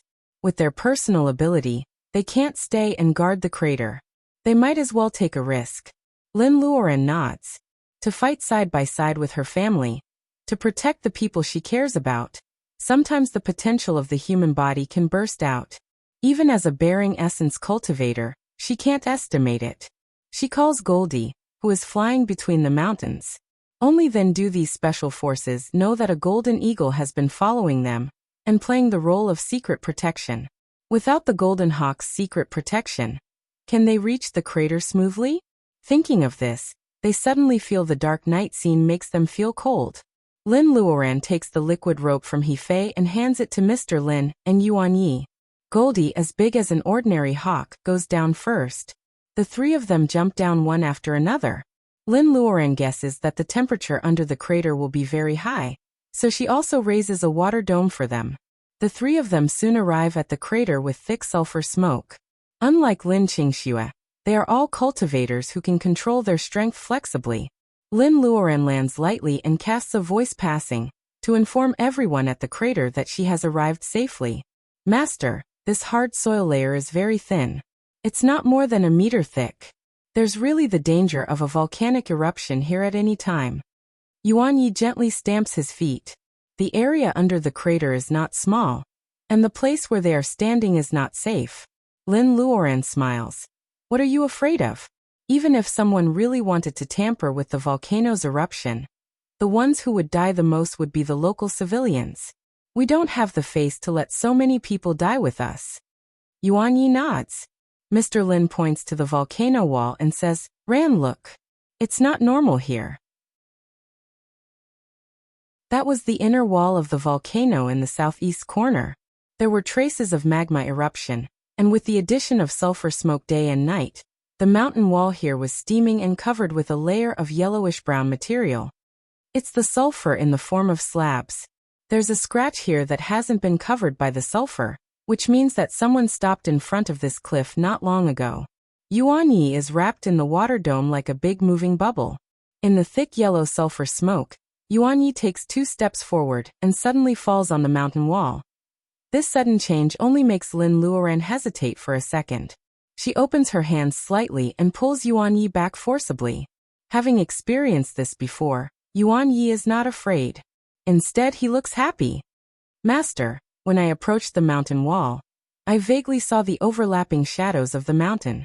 There must be another world behind the mountain wall. Lin Qingxue and Luodong probably entered this world one after another. There is another world behind the mountain wall. Lin Luoran pulls Yuan Yi away and puts her hand on the mountain wall. Sure enough, there is a power of faith trying to pull her into the mountain wall. After all, Lin Luoran has the personal ability of bearing essence, and the fly Apsara's painted sculpture is guarding her ocean of consciousness. She has excellent self-control and takes her hand back as if nothing has happened. Maybe there is another world. If Luodong and others really go behind the mountain wall, it will be a bit troublesome. Let's go in too. Lin Luoran is afraid that this place is just like the Bermuda secret land where teleportation is random. Therefore, she holds Mr. Lin and Yuan Yi tightly. Goldie also holds her collar tightly. 3 people and 1 hawk take 2 steps forward, and are swallowed by the mountain wall together. Billowing sulfur smoke comes out from the cracks of the hard soil layer. Under the soil layer less than 1 meter thick, there seems to be magma rolling not far away. This is indeed an extremely dangerous active volcano. Lin Luoran and others pass through a thick layer of black mist. The white light is so dazzling that the 3 of them can't help but close their eyes. When they get used to the light and open their eyes again, Lin Luoran is still surprised by the scene in front of her even though she has been mentally prepared. The dazzling white light that makes them close their eyes is formed by the reflection of the sun by the snow mountain. Ordinary people will even be in danger of being blind if they look directly at the snow in the snow. The snow mountain is wide at the bottom and sharp at the top. It is a famous mountain that Lin Luoran has seen countless times in geography textbooks and TV dramas when she was in school. She will never mistake it. That is Mount Fuji. Lin Luoran, Mr. Lin and Yuan Yi are standing at the foot of Mount Fuji at this moment. Not far away is the peak of Mount Fuji covered with snow. There are 2 feet of snow under her feet. Only a small amount of frozen hard soil is exposed where the snow has not completely covered. Lin Luoran is wearing the protean dress so she doesn't feel anything. Yuan Yi and Mr. Lin are wearing summer clothes without armor. They are unprepared and their bare skin is covered with goosebumps. Lin Luoran can't help laughing at the bright snow and the Mount Fuji which has no trace of modern cement. It's kind of interesting. This is clearly a second identical Mount Fuji. She is afraid that not only the night and day in which she lives are reversed, but also the era may be changed. Is it time travel or illusion? Lin Luoran's intuition tells her that this should be a state between the two. Don't use anything here. Don't touch food or water. Lin Luoran sees a woodman trudging with 2 bundles of firewood in the mountain stream. She reminds Mr. Lin and Yuan Yi. Lin Luoran also takes out the rabbit fur cloak that she made with Sister Wang and Mrs. Lin from the space, and wears it over her clothes. In this way, she finally doesn't feel out of place in the same season. Mr. Lin's storage belt is like a small supermarket. He takes out 2 sets of men's cotton-padded clothes and throws one to Yuan Yi.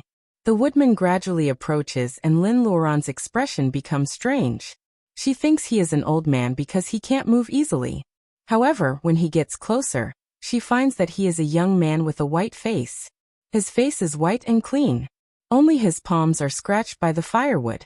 On such a cold day, he is wearing wooden clogs and a pair of white socks are wet by the snow. Yuan Yi feels cold when he sees the young woodman's clothes on such a snowy day. However, his soft skin and tender flesh made him look like a pampered young master instead of a woodcutter. Guess, where do you come from? The woodman is also looking at the 3 people, especially Lin Luoran. The snow-white rabbit fur coat is from the underground world, so it looks more expensive than ordinary fur. The woodman can't figure out her identity. He only feels that she is too beautiful and noble. As for the cotton-padded clothes of Mr. Lin and Yuan Yi and the men's boots on their feet, they are all weird in his eyes. This woman is so strange. She even has a golden eagle with her.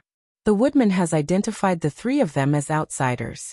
After a simple introduction, the 3 of them can understand his Nihanese.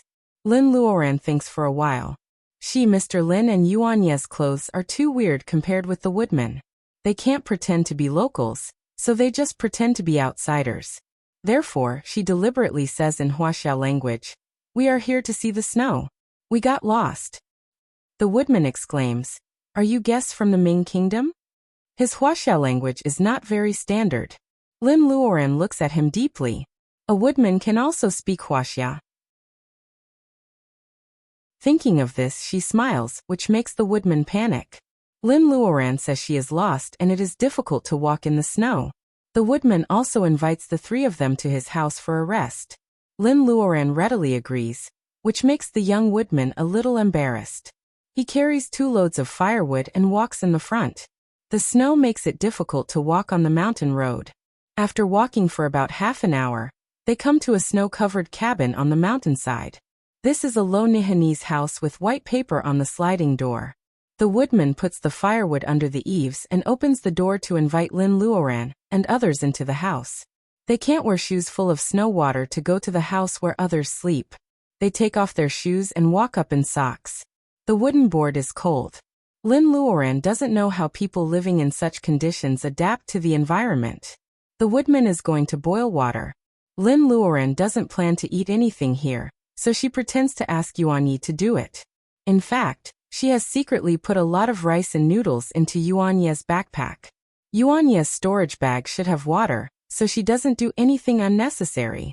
The woodman thinks Yuan Yi is a servant brought by Lin Luoran, so he doesn't object. Lin Luoran begins to lead the woodman to tell her the truth. When Yuan Yi painstakingly cooks the edible food and serves it, Lin Luoran has confirmed a piece of bad news. This is indeed Mount Fuji in neon, but it is not 2018 AD. According to the woodman, Tokugawa Ieyasu, who represents patience, has just won in Edo. According to later generations, this is roughly the 8th year of Keisho, which is 1603 AD. Tokugawa Ieyasu was appointed as the general of conquest in the first half of the year, and opened the shogunate in Edo. At the beginning of the Edo era? If it is someone else, he must be dizzy and think he has traveled through time. After all, Lin Luoran has done this before. She has been to Babylon even further back. The question is, if this is really neon in the Edo era, from whom does this young woodman learn Wuxia language? His Wuxia language is stiff, but it is 100% Mandarin pronunciation. On the other side of the ocean in the Edo era, Wuxia is still in the Ming dynasty. Lin Luoran doesn't think that the Mandarin of the Ming dynasty is the Mandarin of later generations. So is this a place more like the illusion world? However, the Mount Fuji in front of her is very real. The woodman standing in front of her is definitely not an illusion. She can also tell the difference between illusion and real people.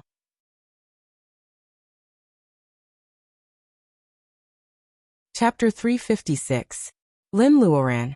Yuan Yi and Yuan Yi say goodbye to the woodman without staying overnight. Before leaving, they ask him his name. The young woodman is stunned and smiles. I'm Sano Matsuoka. Yuan Yi is surprised. He wants to say something but is stopped by Lin Luoran's eyes. The three of them turn a corner together. After leaving the woodman's sight, they change their route and go up Mount Fuji. Master, before the Meiji Restoration in Japan, only the Chinese, the nobles, and the rich had surnames. In the early years of the Meiji Restoration, people like Matsuoka and Yamamoto were obviously people who used their surnames as their residence during the Meiji Restoration. Japanese with surnames are not woodcutters. Lin Luoran nods. His physique is weak and cold. He is not like a woodman who grew up in the mountains. Instead, he is like a flower in a greenhouse. Do you understand what I mean? Yuan Yi is stunned. Grandmaster, do you suspect that he is one of the missing young people from Shibuya? Look at him. He can't remember the past at all. It seems that he was born to be a woodman. Mr. Lin is a man of few words, but his words always hit the nail on the head. It has only been a month since the first disappearance. How can the young Nihonese be born to be a woodman? Lin Luoran thinks of the wooden statue in her space, and the strange power of faith with the property of darkness. She turns to Yuan Yi and Mr. Lin and says, "We don't want to forget the past like that woodman. We should always be vigilant and remind each other to stick to our original hearts." Mr. Lin and Yuan Yi agree. After a while, the three of them come to the Hongu Sengen Taisha shrine. It has not been expanded yet. Snowflakes are piled up at the gate of the shrine. Although it is a bit shabby, Lin Luoran feels it has the essence of the shrine. Goldie goes to communicate with the local birds and inquire about the news.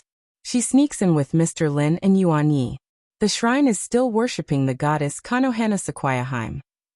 Other than that, there is nothing unusual.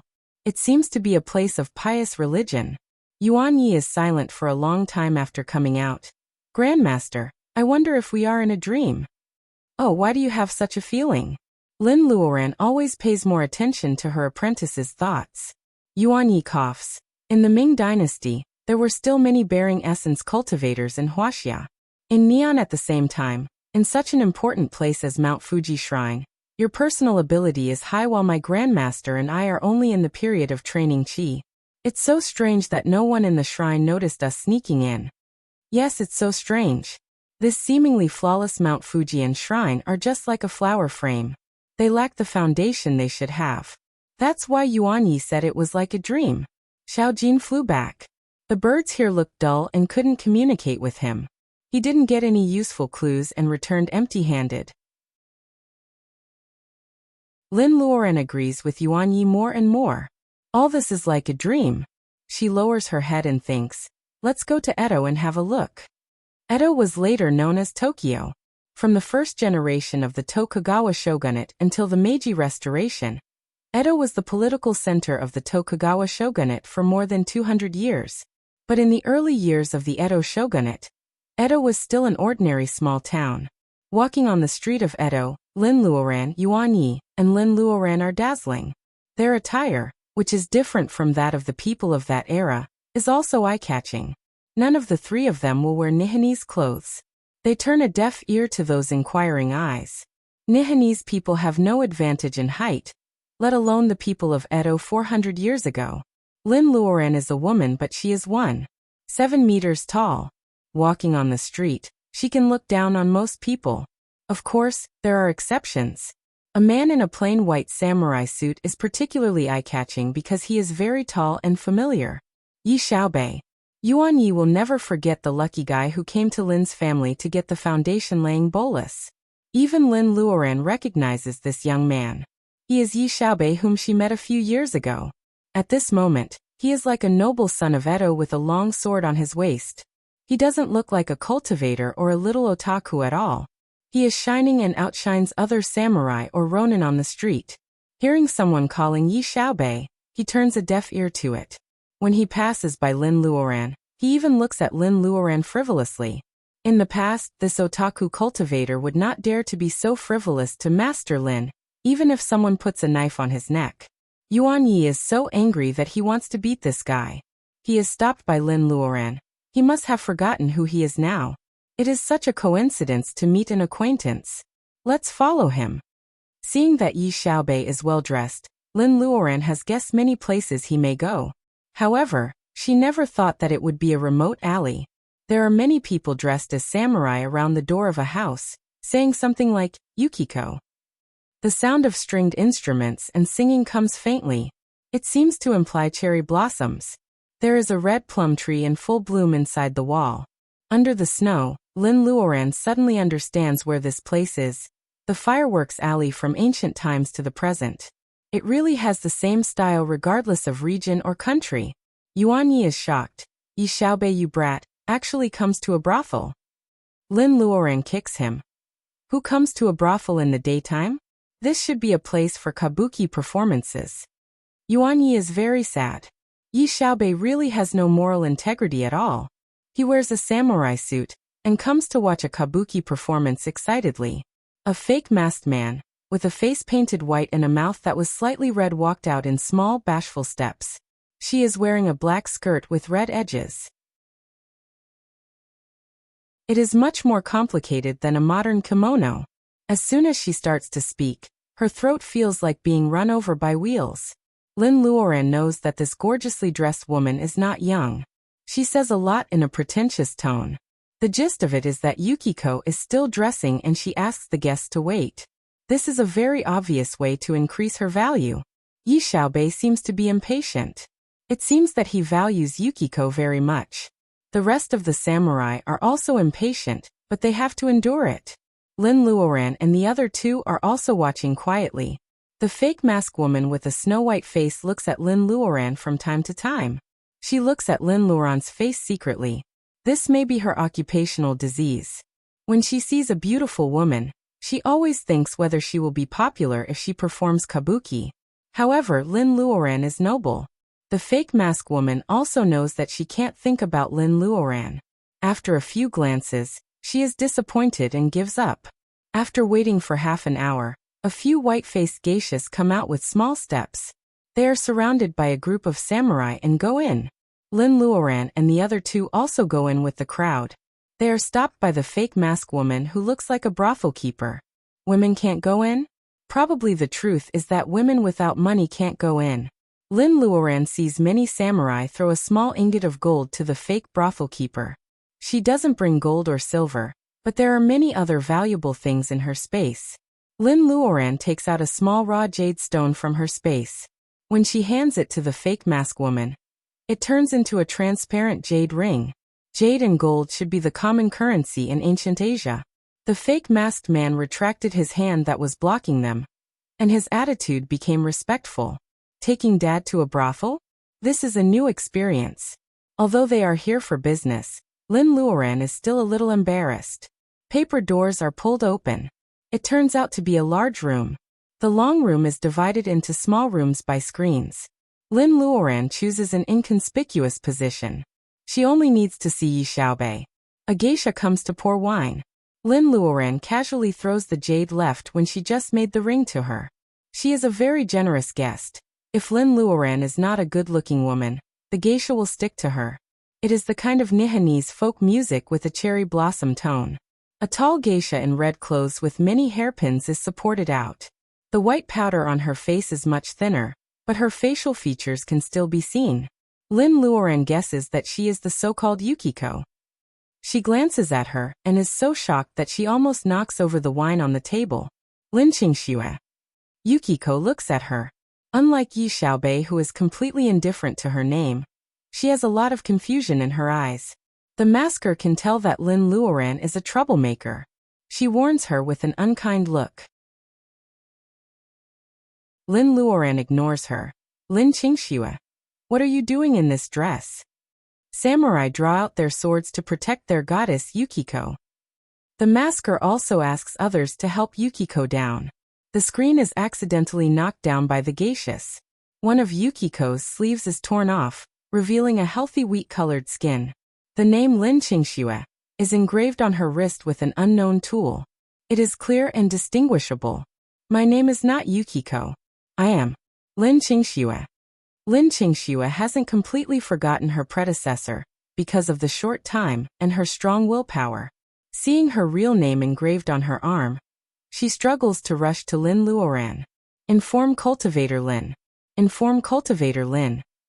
She is obviously very emotional. She doesn't recognize the three people in front of her. She just subconsciously wants to bring the news to Lin Luoran. Lin Luoran sighs. She knocks her unconscious and asks Yuan Yi to carry her away. Yi Xiaobei holds a long sword and shouts, "Put down Yukiko." Lin Luoran turns her head. "Who are you?" She is afraid that Yi Xiaobei can't understand Huaxiao in this state, so she deliberately speaks Nihanese. Yi Xiaobei raises his chin. "Tokugawa Makita." Interesting. His surname is Tokugawa?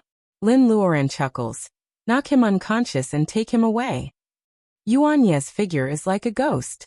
He grabs Yi Xiaobei and Lin Luoran takes the unconscious Lin Qingxue. They swagger out of this place with the two of them. The masker seems to be suffering from osteochondrosis. She can't stand steadily. It's over. It's over. The son of the Tokugawa family has been kidnapped. A geishas reminds her in a low voice. And Yukiko. The masker, who is suffering from osteochondrosis, wails and passes out completely.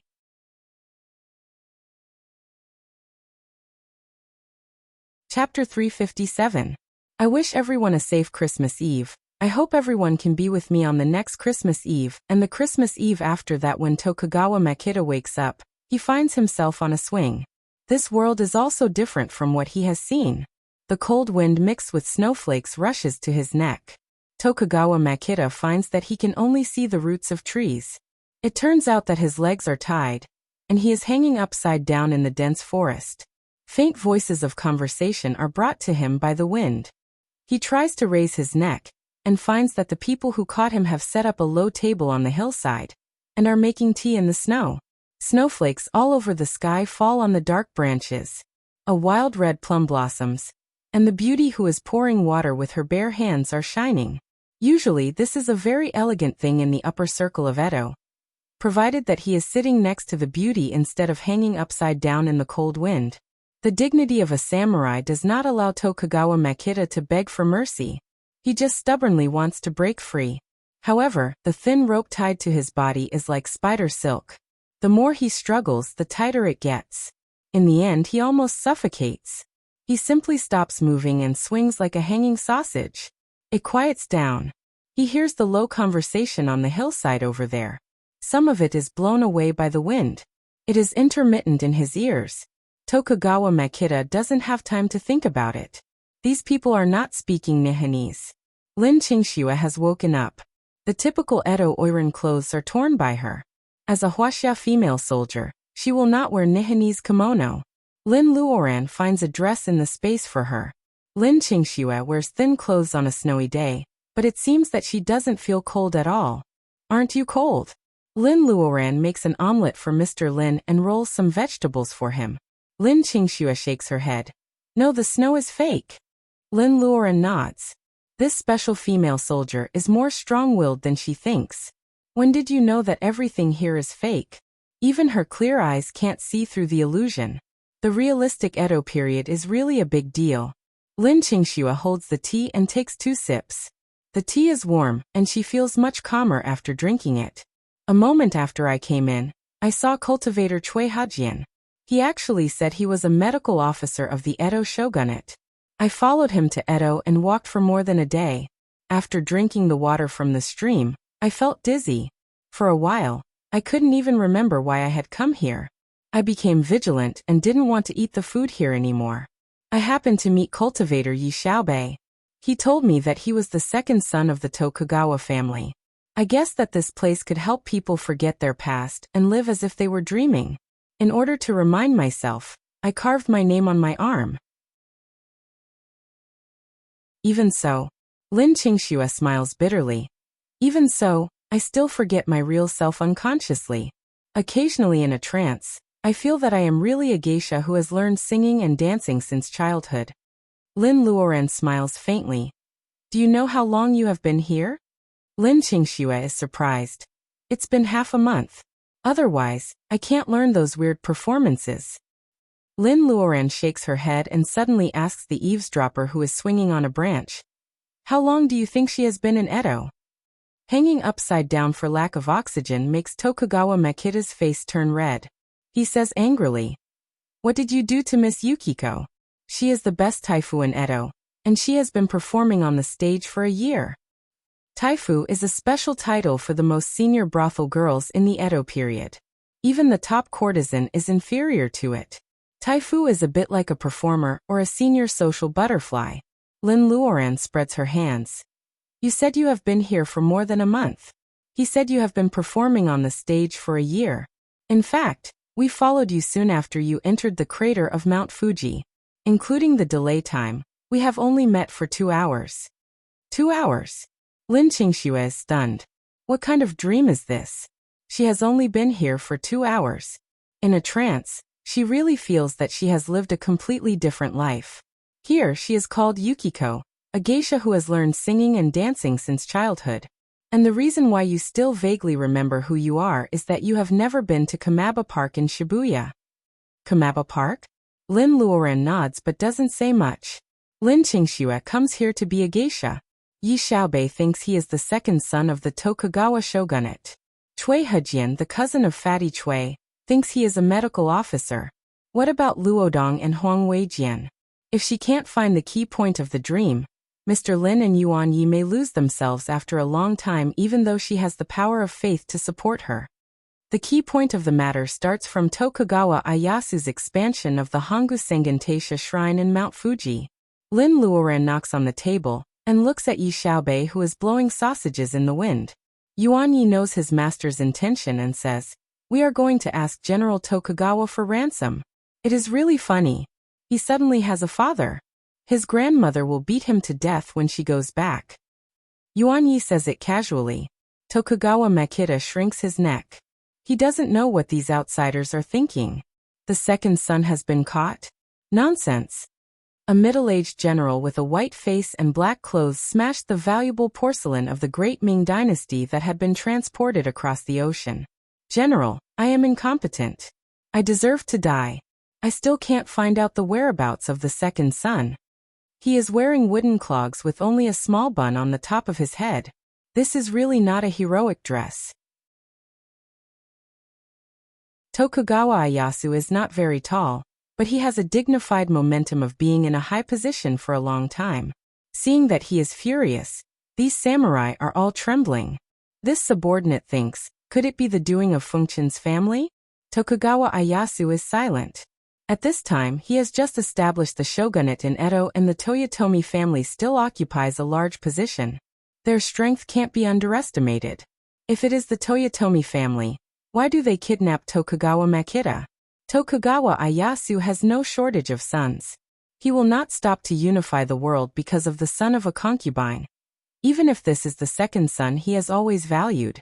Toyotomi Hideyori is only 11 years old. It must be the order of his mother, Yodo-jun. What an ignorant woman. Tokugawa Ieyasu is not in a hurry. No one knows what he is thinking. The samurai wait for a long time, but don't get the order to rescue the second son. They can't figure out General Tokugawa's thoughts and their necks are sore. As for Toyotomi Hideori, General Tokugawa calls him, he was the master of the world a few years ago. Tokugawa Ieyasu can despise this 11-year-old boy. But these samurai can't say anything. General. A servant stumbles in and almost knocks down the beautifully made screen of the Ming dynasty. General, there are 2 men and 2 women outside the mansion. They are the ones who caught the second son. Tokugawa Ieyasu is furious. As soon as the servant finishes his words, the 2 men and 2 women have broken into the yard. The samurai rush out in wooden clogs and guard Tokugawa Ieyasu. As soon as Tokugawa Ieyasu steps out of the hall, a bullet whizzes toward his forehead. The samurai beside him shouts and draws his sword horizontally. The speed is so fast that it really cuts the bullet.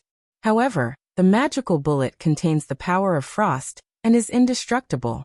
It breaks his fine steel sword and flies out. The bullet pierces the samurai's shoulder. Most of his body is covered with frost in a blink of an eye. He is stiff and can't move. The first bullet shot by Lin Qingxue is still in the middle of its flight when the second bullet arrives. The samurai are still cautious about the first hidden weapon. Lin Qingxue's second bullet is irresistible and shoots Tokugawa Ieyasu between his eyebrows. Good marksmanship. Mr. Lin and Yuan Yi have never seen Lin Qingxue's heroism of being shot in the head by a bloodline. They sincerely praise her. Lin Qingxue's face is still calm. She is no longer the recruit whose face is flushed with excitement after shooting a bloodline a few years ago. General Tokugawa, General. Father. Tokugawa Ieyasu is shot between his eyebrows. He falls to the ground and can't get up. The samurai all look at him angrily with swords in their hands. More family slaves and samurai come from the far door to catch the murderer, who killed General Tokugawa. However, those who rush up are all blocked by an invisible barrier. Those samurai slash furiously with swords, but they can't break the defense of the protective shield at all. Tokugawa Makita's eyes are about to burst. He stares at Yukiko, whom he once deeply loved, and wants to swallow her alive. However, his whole body is stiff like a marionette. Looking from inside, those family samurai's swords and sabers are all slashing on a light shield. They can't catch these murderers at all. Evil magic, you are monsters. Tokugawa Makita is out of his wits. In such an atmosphere, Lin Luoran smiles unkindly when she thinks of the difference in status of Tokugawa Makita. Your father is the monster. Her words are too hateful. Tokugawa Makita changes the target he wants to kill with his eyes from Lin Qingxue to Lin Luoran. Lin Luoran points at Tokugawa Ieyasu on the ground. Look carefully.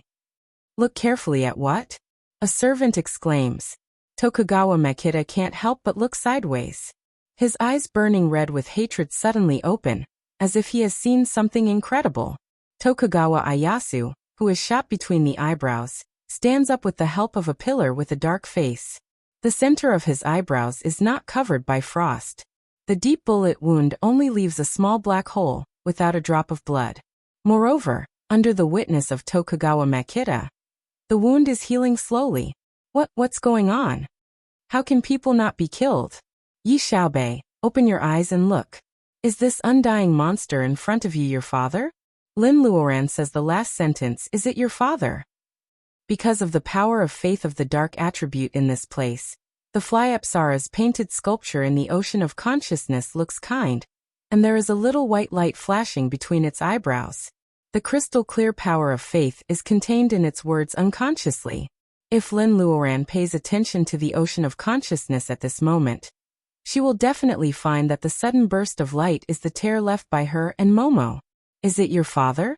Some pictures flow back into Tokugawa Makita's mind. A small black box is connected to the boundless world by a wire. This is a computer. It's so strange. How does he know this thing? A mansion built in the mountains, a family of cultivators with almost no successor, a strong grandmother and a weak father. Is it your father? No, my father is the 63rd descendant of the Yi family in Zhu Mountain. He is Yi Dingjin, who deeply blamed himself for the decline of the Yi family because he had no Taoist root. Yi Xiaobei squats down with his hands on his head. One is the second son of Tokugawa Ieyasu's concubine, and he has been doted on since childhood. The other is the only son of a declining family of cultivators, and an ordinary young man who is somewhat a homebody. Two completely different lives were mixed up in his mind.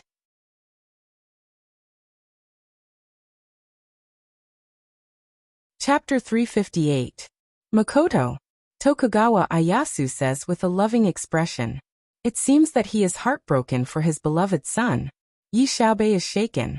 At that moment, the character of Tokugawa Makoto dominates his mind.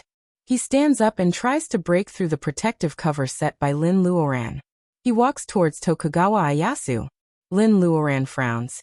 Yi Xiaobei, if you really want to be a traitor, give me back my foundation-laying bolus first.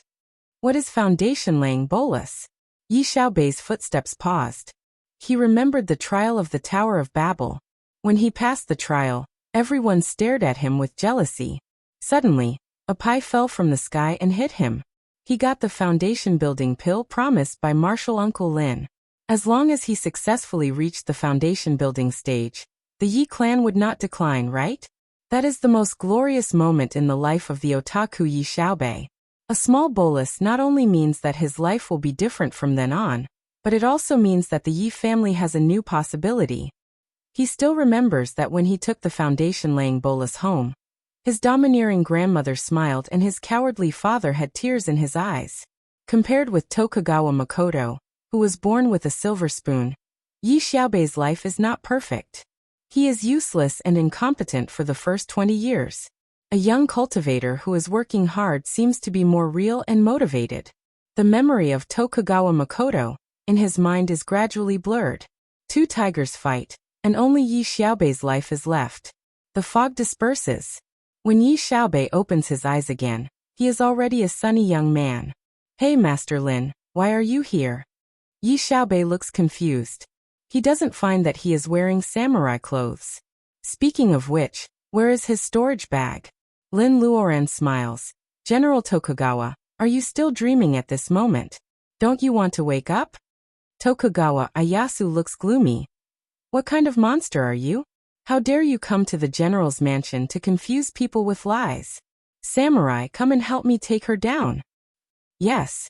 Tokugawa Ieyasu is so powerful that the samurai and servants even forget such a strange thing as Tokugawa Ieyasu's resurrection. Dark clouds accumulate in the sky. Another heavy snow is about to fall. The samurai of the Tokugawa shogunate move in slow motion. A samurai raises his katana high and slashes at Lin Luoran's energy shield. Thick black air condenses on his blade. Tokugawa Ieyasu smiles ferociously. Lin Luoran frowns in the protective cover. Dark attribute power of faith? It seems that she guessed wrong at the beginning. Tokugawa Ieyasu is not a poor guy who is kept in the dark. If he is not the most devout believer, he can't use the power of faith. He is not a poor guy who is kept in the dark. In this drama, even if Tokugawa Ieyasu is not the protagonist, he should be an important supporting actor, right? Get ready to fight. Lin Luoran looks serious. Yuan Yi summons his flying sword. Mr. Lin takes out a big knife. Lin Qingxue clenches the magical pistol. Yi Xiaobei is a little confused. Seeing that everyone is on guard and he has no handy weapon, he still casts a spell. The Japanese katana slashed at the barrier, and the dark power of faith caused the barrier to sizzle. This is the darkness eroding the light. Lin Luoran simply removes the energy shield. The samurai stumble over. She doesn't want to deal with these poor guys. She leaves them to Mr. Lin and Yuan Yi. She uses Wacken to turn it into a big net, and covers Tokugawa Ieyasu. Tokugawa Ieyasu rolls on the ground in embarrassment. However, he barely escapes Lin Luoran's big net. She is a bearing essence cultivator. You should have died long ago. You betrayed your faith and imprisoned the god you worshipped. Tokugawa Ieyasu, am I right? Lin Luoran doesn't speak Japanese very well. Her stuttering words still make Tokugawa Ieyasu change his face. Lin Luoran casts a water spell. The snowflakes all over the sky turn into sharp swords, floating in front of Tokugawa Ieyasu. He becomes a trapped beast. Tokugawa Ieyasu smiles mysteriously. Black air condenses on his fingertips. It seems that he is not afraid of Lin Luoran's spells of the 5 elements. If all this is a dream and the snow is also a dream, how can Lin Luoran's water spell hurt Tokugawa Ieyasu with ice and snow as the medium? On the contrary, the dark power of faith on Tokugawa Ieyasu's fingertips has great lethality. The power of faith was needed to perform divine abilities. Fire Phoenix's words are still fresh in Lin Luoran's ears. Then she has the opportunity to see the so-called holy spell. Snow melts into water. Winter and summer replace each other in an instant. Snow evaporates, cumulus clouds turn into rain.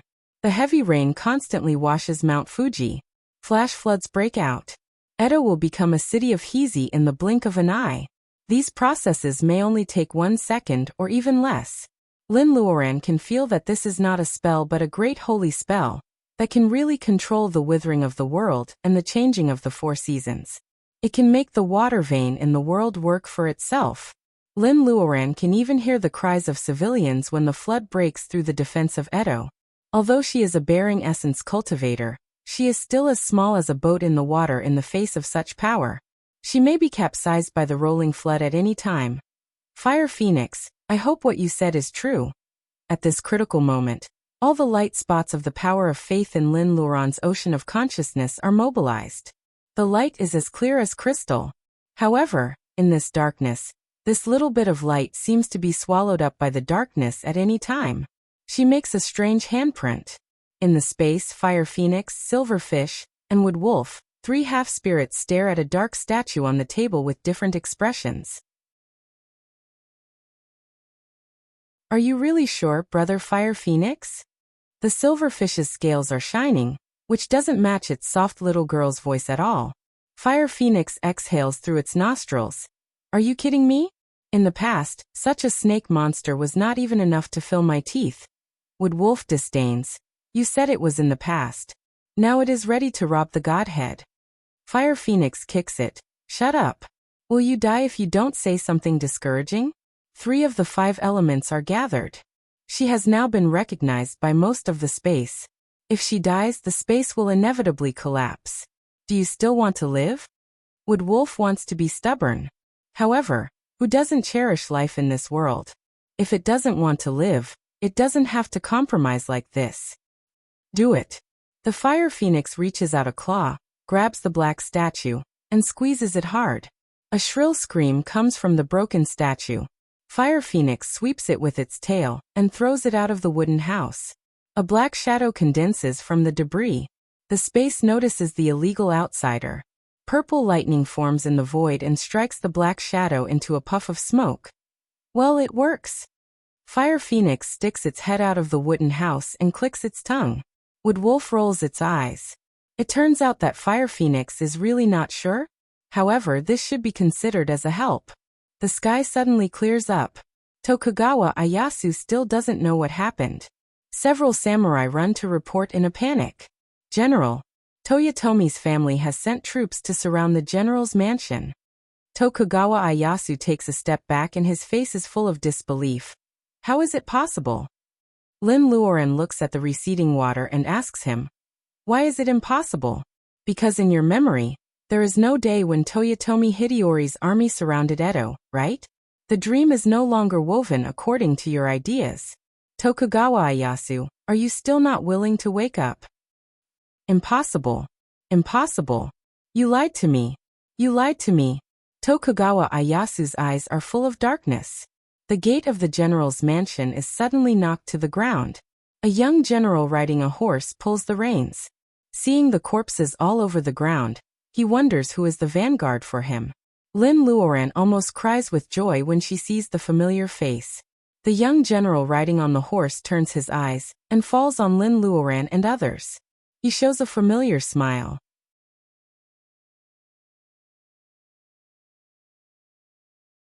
Chapter 359. I'm really sorry that the call came too late. There is only one big chapter tonight. Please vote this weekend. Merry Christmas everyone, sister, you are here. The majestic young general is riding a rare warhorse in neon. He is bathed in the sunshine on this snowy day. The city of Edo was flooded, and the general's mansion was filled with blood. However, this young man seems to be untouched for half a year. He is none other than Luodong. Luodong hasn't forgotten his previous life? Lin Luoran has a lot of questions to ask him. She is worried because she can't see Huang Weijian. Lin Luodong pulls the reins. Tokugawa Ieyasu, you have been dreaming for 400 years. Are you still not willing to wake up? Do we really want these puppets to put on a good show of sending troops to destroy the Edo shogunate? The flawless sky has cracks and the light of the real world is about to pour down at any time. Fire Phoenix destroys the black statue, and this perfect dream has a crack. That's why Lin Luodong represents Toyotomi Hideyori's army to attack Edo. This has never happened in the history of Neon, or in the memory of Tokugawa Ieyasu. You force me to do this. Anyone who stands in my way must die. Tokugawa Ieyasu's pupils turn black. He is burning with anger. The clear sky slowly darkens again. A monster with 8 heads and 8 tails suddenly appears over the general's mansion. Its eyes were red, and its back was covered in moss and trees. Its chest was festering and bleeding. Above its head floated a cloud that threatened to rain at any time. Its body was as big as a mountain. The gray sky was the result of its huge body blocking the sun, and the misty clouds above its head. Yamata no Orochi. Not only Lin Luoran, but more people here recognize this monster. It is Yamata no Orochi in Neon mythology, which represents flooding, and makes waves. When it shakes its tail, Lin Luoran finds that its curled tail has caught many people. Huang Weijian, Chuihejian Mulu. Lin Luoran knows these people. As for the ones she doesn't know, they are probably the missing Wuxia tour group and several international students. This monster probably won't catch the missing Nihanese to threaten Lin Luoran. She doesn't have such a strong international support spirit. Yamata no Orochi, do you want me to see Tokugawa Ieyasu's dream-making ability? Lin Luoran's body is small compared to Yamata no Orochi, but she is as imposing as it. In the words of Aojiao Fire Phoenix, she is still a true god after all. This guy is a semi-finished product who has spent a lot of effort to think about the name of a god. She may lose, but she doesn't lose. She can't retreat first, so she has a chance to survive in danger. Little cultivator from Wuxia, since you know that I led you here, how dare you be so arrogant with your personal ability of bearing? Wuxia people like you can't learn your lesson. Every time Orochi says a sentence, it shakes its head and changes its head. Its voice comes from several directions like thunder. Mr. Lin, Yuan Yi, and Yi Xiaobei, who have low personal ability, all feel that their internal organs are shaken. Lin Luodong falls off the horse directly. Mr. Lin catches him and puts him on his side. However, ordinary people like Lin Qingxue and Shogunate samurai who are not dead in the courtyard are normal. Lin Luoran is not hurt. She just sneers. A wicked water monster also wants to be a god. Do you think the Tao of nature can do nothing to you even if all the gods and Buddhas are dead? Yamata no Orochi sticks out its second head and says in a muffled voice, after 400 years of hard work, I only have half confidence. Fortunately, you came to me voluntarily. Now I have 10% confidence. A breeze makes Lin Luoran fly up. She strolls above the clouds and looks down at Yamata no Orochi from a higher position. 400 years ago, you persuaded Tokugawa Ieyasu to take advantage of the expansion of the Hongu Sengen Taisha Shrine on the top of Mount Fuji, to turn the ownerless Sengen Taisha Shrine into your Taoist field. You stole the power of faith originally belonging to the goddess of Mount Fuji, Kano Hanasiake. You tried to be a god in this way.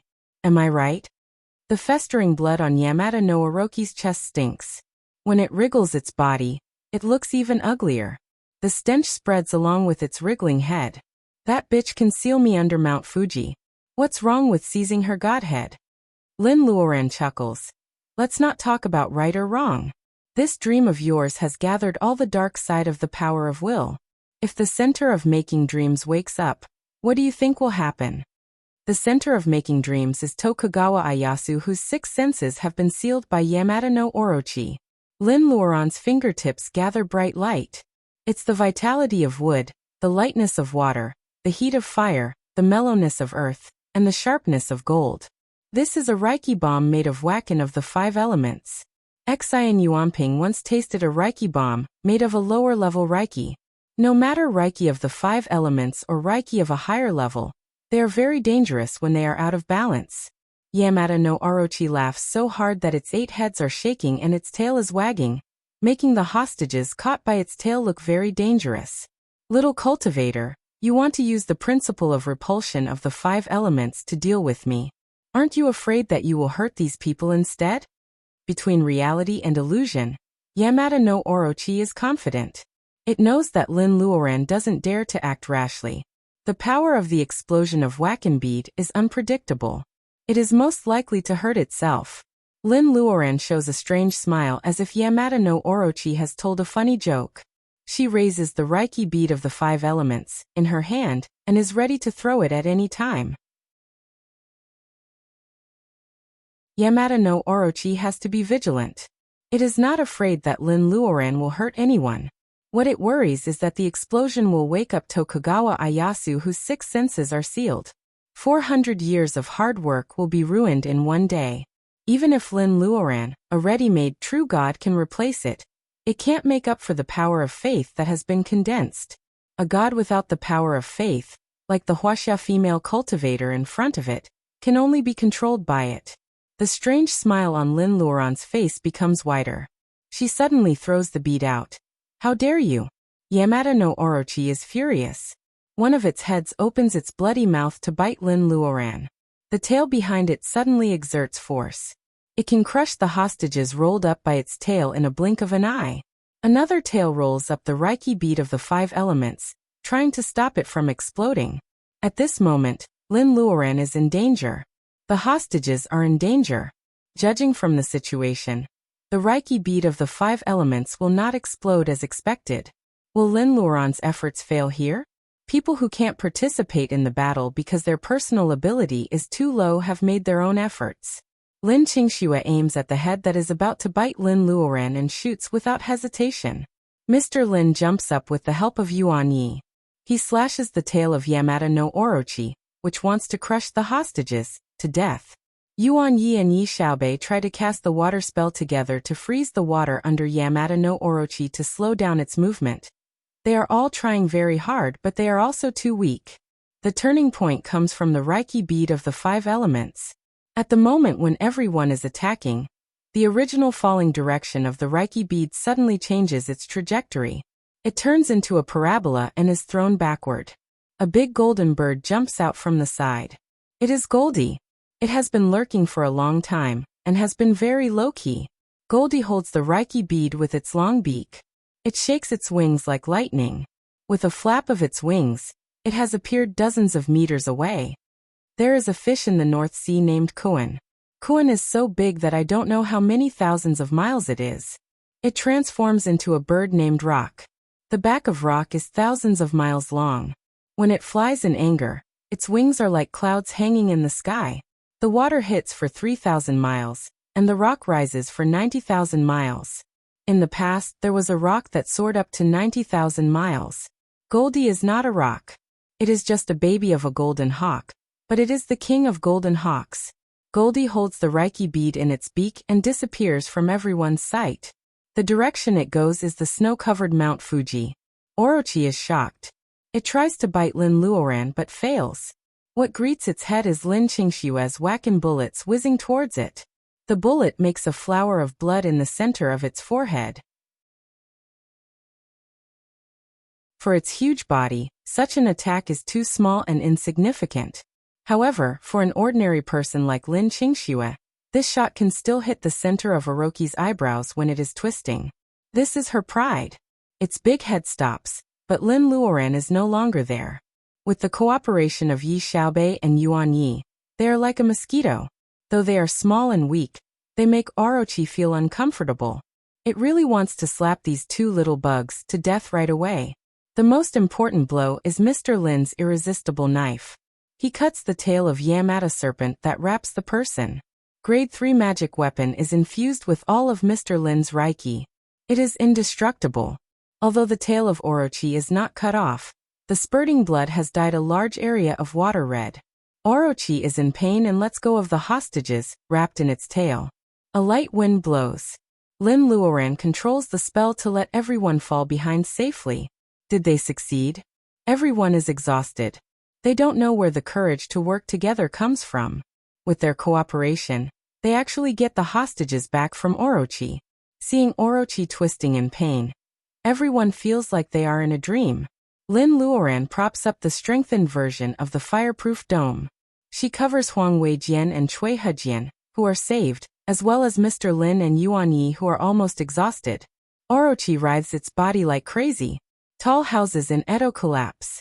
Civilians affected by the war and Edo people killed by the flood, men, women, old and young, are all dead. Rubble, wooden beams, human bodies and animals. Lin Luoran knows this is a dream, but she still feels pity. The fireproof dome can't hold for too long. Lin Luoran looks at the direction of Mount Fuji. Goldie, you have to be faster, faster, please. Do you think blowing up Mount Fuji will open the exit to the outside world? Orochi swings its tail and lashes on the fireproof dome. Lin Luoran's face is not good but full of hope. Of course, she doesn't expect blowing up Mount Fuji will open the exit to the outside world. Everything here is so real. Mount Fuji must still be an active volcano in this dream. The impact of blowing up Mount Fuji will make this perfect dream never return to its original appearance. She is betting that Orochi's ability to make Tokugawa Ieyasu's dream is not an endless cycle. In that case, Orochi is already a god in this field. Why does it need to stir up trouble? Since energy is conserved, the more she destroys this dream world, the more energy Orochi will use to repair the world later. If it has no more energy, this dream can no longer be made.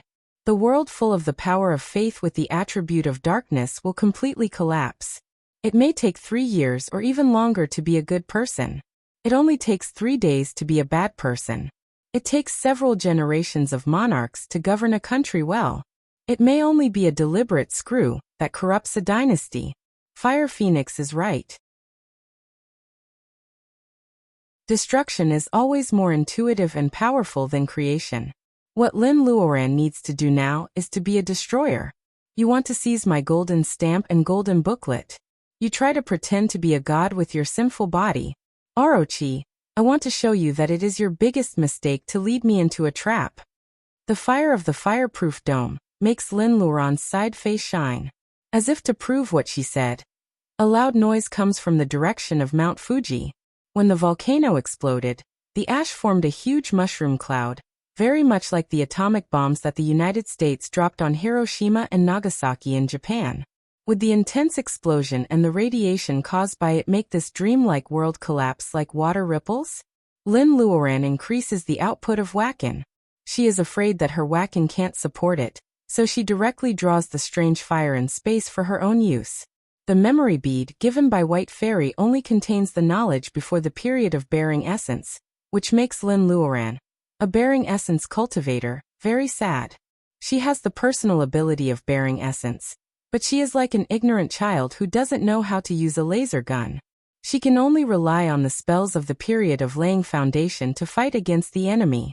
It is such a pity. The explosion of Mount Fuji enlarges the crack in the sky. Tokugawa Ieyasu's 6 senses are sealed.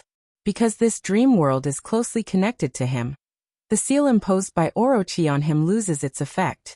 This famous Nihonese general of the Warring States period who has been in his middle age slowly opens his eyes. What he saw was the flooded Edo castle, the wooden beam floating on the water, and the concubine in red who had always been his favorite concubine was now just a cold corpse. There are more floating corpses in front of them. They are all the people of Edo under the rule of Tokugawa Ieyasu. Half of the towering holy mountain has been blown up. Mushroom clouds rise to the sky and magma overflows. The beautiful mountains and rivers here are about to be swallowed up. The exquisite Eves in his memory, the white-faced woman in wooden clogs walking slowly. The cherry blossoms in the corner will never bloom again. No music will be played, and no proud samurai will swear allegiance to him. The chaotic world in front of him is not the Nihonese in his memory at all. Pain flashes in Tokugawa Ieyasu's eyes. Orochi says in a low voice, "When I take the godhead of this Wuxia female cultivator, I will return you a more real Edo era." Tokugawa Ieyasu is covered with thick black hair. He looks at Orochi and suddenly says in a deep voice, "Enough." "What did you say?" Tokugawa Ieyasu closes his eyes in pain. "I said enough. I have had this dream for 400 years and I don't want to do it anymore. The Edo era that belongs to him has actually disappeared in the long river of time. The grass and trees here only have the shape but not the spirit. This is not his Edo city at all. In order to intercept the power of faith from the darkness, he even deceives himself. He does have a concubine whom he dotes on very much. She was his confidant before he made his fortune. In his memory, she has long died of dystocia, so he does not have a second son named Tokugawa Makita. He is the one who weaves dreams, but he also weaves himself into the dream. There are many regrets in life which make him want to go back to the past. For example, the concubine who died early and the son who didn't have time to name. There are many glories in life which make him want to stay in his memory. I have had this dream for 400 years and I don't want to do it anymore. Tokugawa Ieyasu is the center of this world. This perfect Edo era is born because of his nostalgia and obsession. When he doesn't want to dream, this world melts at a speed visible to the naked eye. Mount Fuji disappears. The water disappears. The corpses all over the ground disappear. The young woodman at the foot of Mount Fuji is still shivering before the arrival of the lava a moment ago. The next moment, the lava disappears in front of him, and he slowly remembers who he is. As a student of Tokyo University, why does he become a woodman?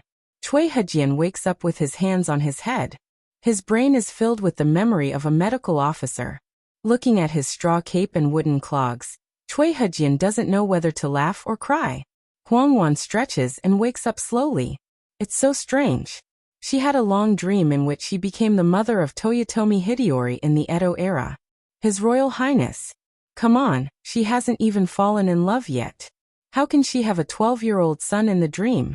As for the middle-aged and handsome Tokugawa Ieyasu, the water in his body is stripped away instantly. His skin instantly ages even more than orange peel. As an ordinary person who has lived for 400 years, his real physical quality even makes him unable to stand upright at this moment in his dream. All the missing people this time, whether they are from Wuxia or Neon, wake up. They stand there in a daze. And all the fictional characters, such as the masked pimp who performs kabuki, and those ronin who drink, disappear with the melting of the mountains and rivers. She wakes up from the dream and the colorful world is gone. Looking at the scene in front of her, Lin smiles bitterly. The pungent smell of sulfur, the cracked hard soil layer, and she can feel the jumping magma under the soil layer. Everyone thinks that they have traveled through mountains and rivers, but it turns out that they have been staying at the crater of Mount Fuji all the time. It's a real dream. In addition to them, there are many bones scattered on the ground. Are these people the people who have been lost in the dream in the past 400 years? Goldie hovers outside the fireproof dome, feeling very uneasy. Orochi is not here. Where is it? Looking at Tokugawa Ieyasu, who is so old that only a layer of dry skin is left, Lin has a bad feeling in her heart. Things go unexpectedly smoothly. Is Orochi really so easy to deal with? What responds to her is the cracking sound from the hard soil layer.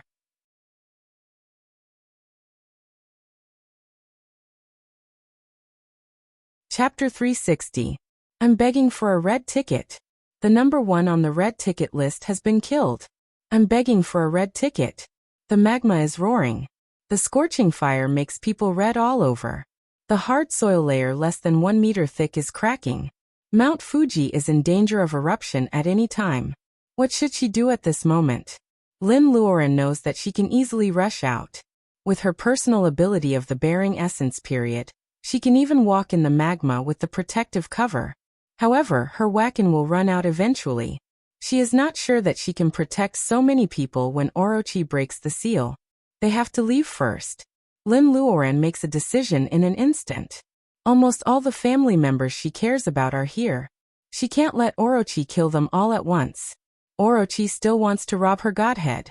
As long as Lin Luoren holds on until the end, Orochi will not have the energy to embarrass the people who left before.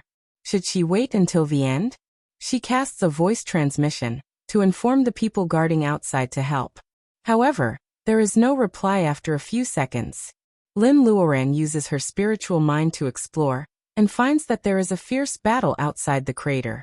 Saito Asada is attacking with a large group of Nihanese cultivators. Li Shi, and Wen Guanjing are defending with the personal ability of the laying foundation period. With the cooperation of the special forces, the situation is not bad for them.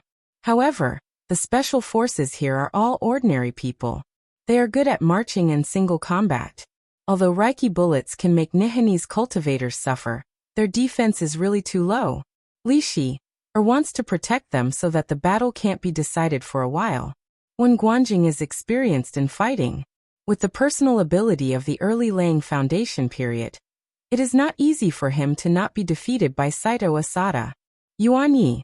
Yuan Yi is stunned and steps forward. Take these people out first. Yuan Yi is the only one who can ride on the sword here. 60 of the Mu family, Cui Hejian, and Yi Xiaobei have lost their storage bags. The situation is not very optimistic. Yuan Yi knows Lin Luoran's character very well. She rarely changes her words. Yuan Yi takes a quick look at the field and decides to take the women among the ordinary people of Huaxiao away first. Huang Wan is in the first batch of evacuation. This female student who has some kung fu is shocked by what she has experienced. At this moment, she is not as gentle and confident as when Luo Dong and Luo Luo first met her. Lin Luoran summons Goldie and asks it to send Huang and Luo Dong out. Seeing that the Huaxia people were riding on swords and condors, the Japanese survivors, who had disappeared together with them earlier and were emaciated due to starvation, started to make a ruckus with tyranny in their eyes.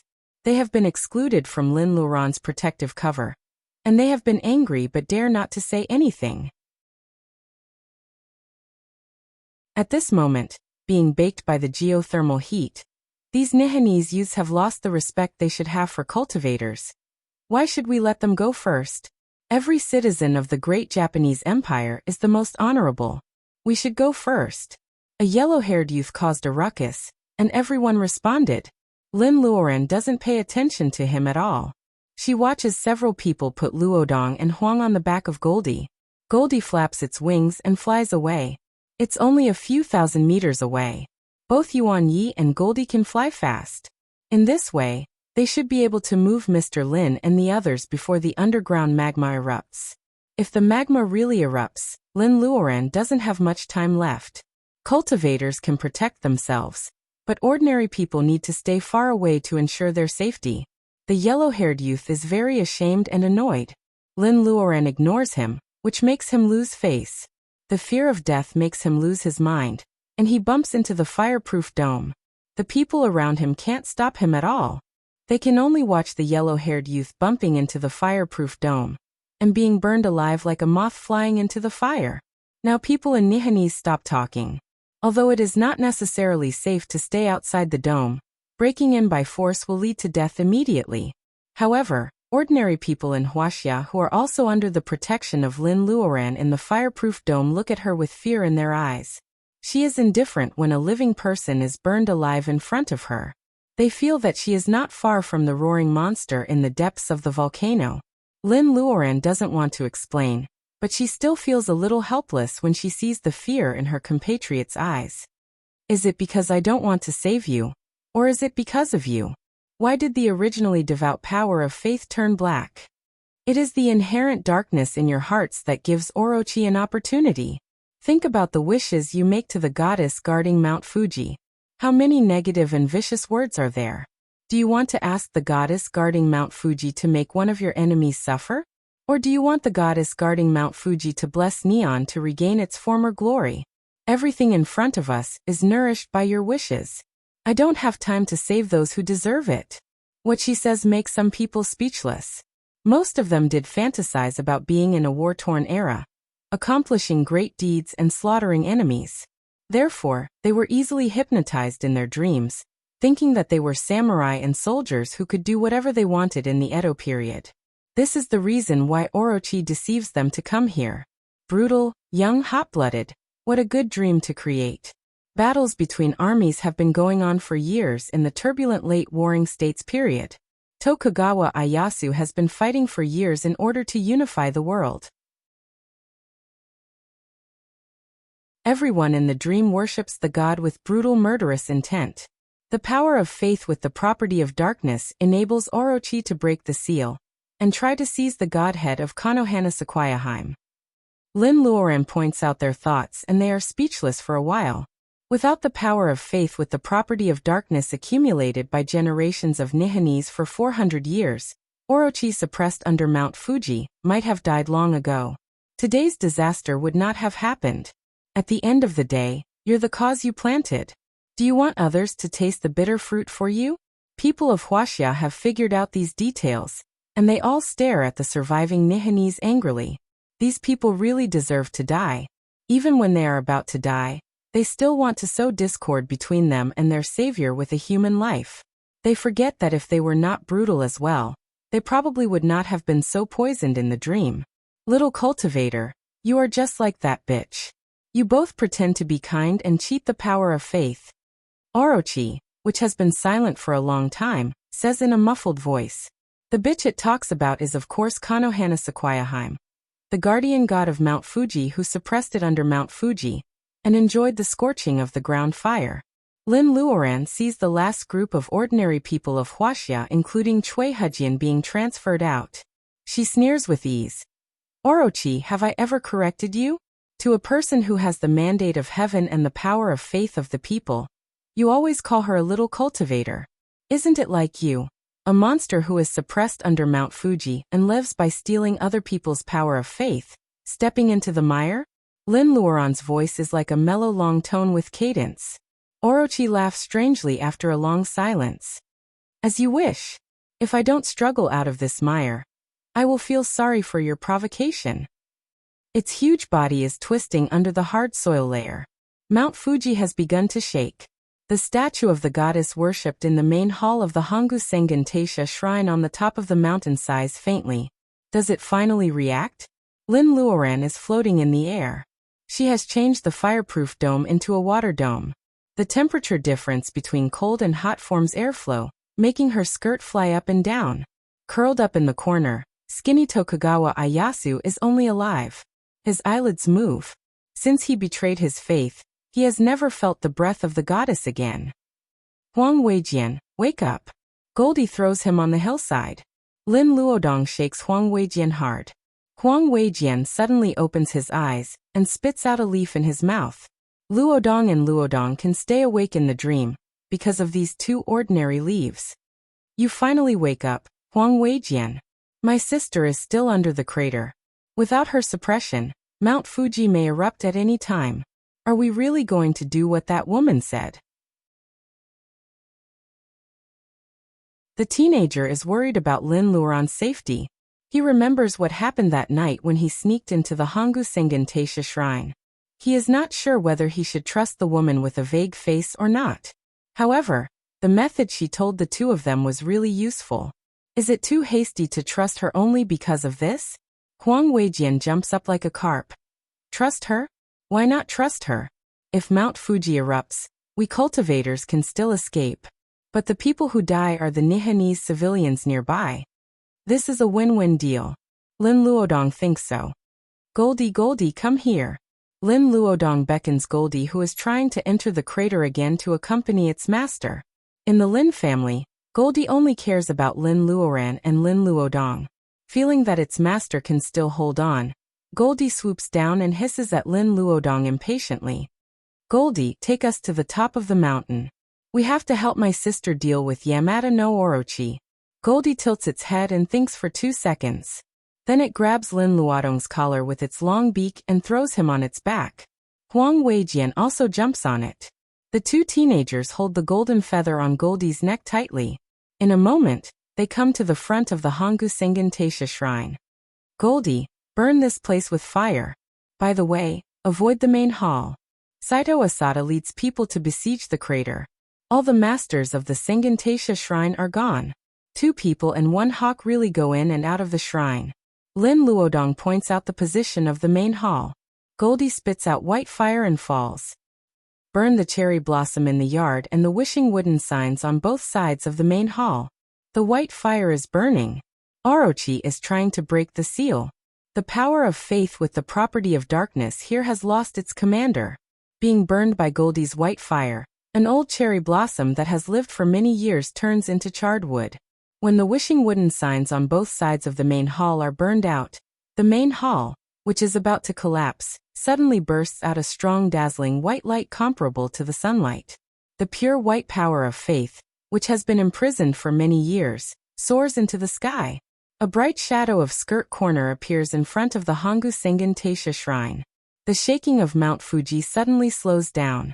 Orochi is in a panic.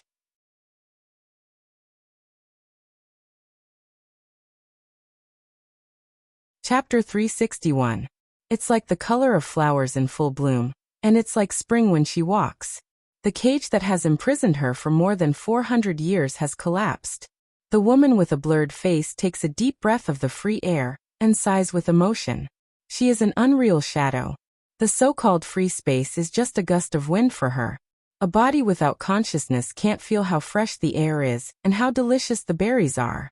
However, she can still enjoy freedom, can't she? Hey, we have a deal. I will let you out, and you have to help me deal with Orochi. Seeing that the shadow is in a daze, Lin Luodong is very anxious. The shadow in a dress of flowers, whose face is covered by a layer of mist, smiles gently at the two boys and disappears. With Cui Hujian and others joining the battle, Saito Asada's side has been losing ground. If he hadn't received the decree of the goddess guarding the mountain, he wouldn't have survived until now with his faith. The situation is very bad now. Saito Asada suspects that he is going to fail the goddess's expectation. A Reiki bullet takes the life of another shrine attendant. Saito Asada's eyes turn red and he feels helpless subconsciously. Is there really nothing he can do to these Wuxia cultivators? In that case, how could he take over the shrine and become the grand priest? Saito Asada seems to be crazy. When Guanjing can't suppress him. When they pass by each other, Saito Asada slashes at Li Shi, or with a sword. He wants to see whether these sanctimonious Wuxia cultivators will save him, or those ordinary soldiers in the face of danger. After fighting for a long time, these special forces soldiers can shoot arrows with ease because of Li Shi's protection. Seeing Saito Asada's sword coming, Li Shi turns her wrist and turns it into the Betel 1,000 needles, of the nature of gold. The sharp needles of the nature of gold suddenly appear around Saito Asada. Since he forces Li Shi, to make a choice, Li Shi forces him to make a choice. Is it more important to kill the enemy, or to protect herself? After years of experience and growth, Li Shi is no longer the girl who was forced to fight back by the Golden Hawk. She will never let herself be a burden to Sister Lin again. Never. Saito Asada is shocked. He doesn't expect that this Wuxia female cultivator, who looks delicate, has such courage. She knows that she can't have the best of both worlds, so she also chooses to gamble? Then she had chosen wrongly. When he gave up the absurdity of his youth and chose to become a servant of the Hongu Sengen Taisha shrine, he had dedicated his life to the gods. Saito Asada would never forget the feeling of the power of faith flowing through his body for the first time in the main hall, after he worked hard to become a guard officer. That was the goddess' response to his devout worship. Some golden needles have been inserted into Saito Asada's body.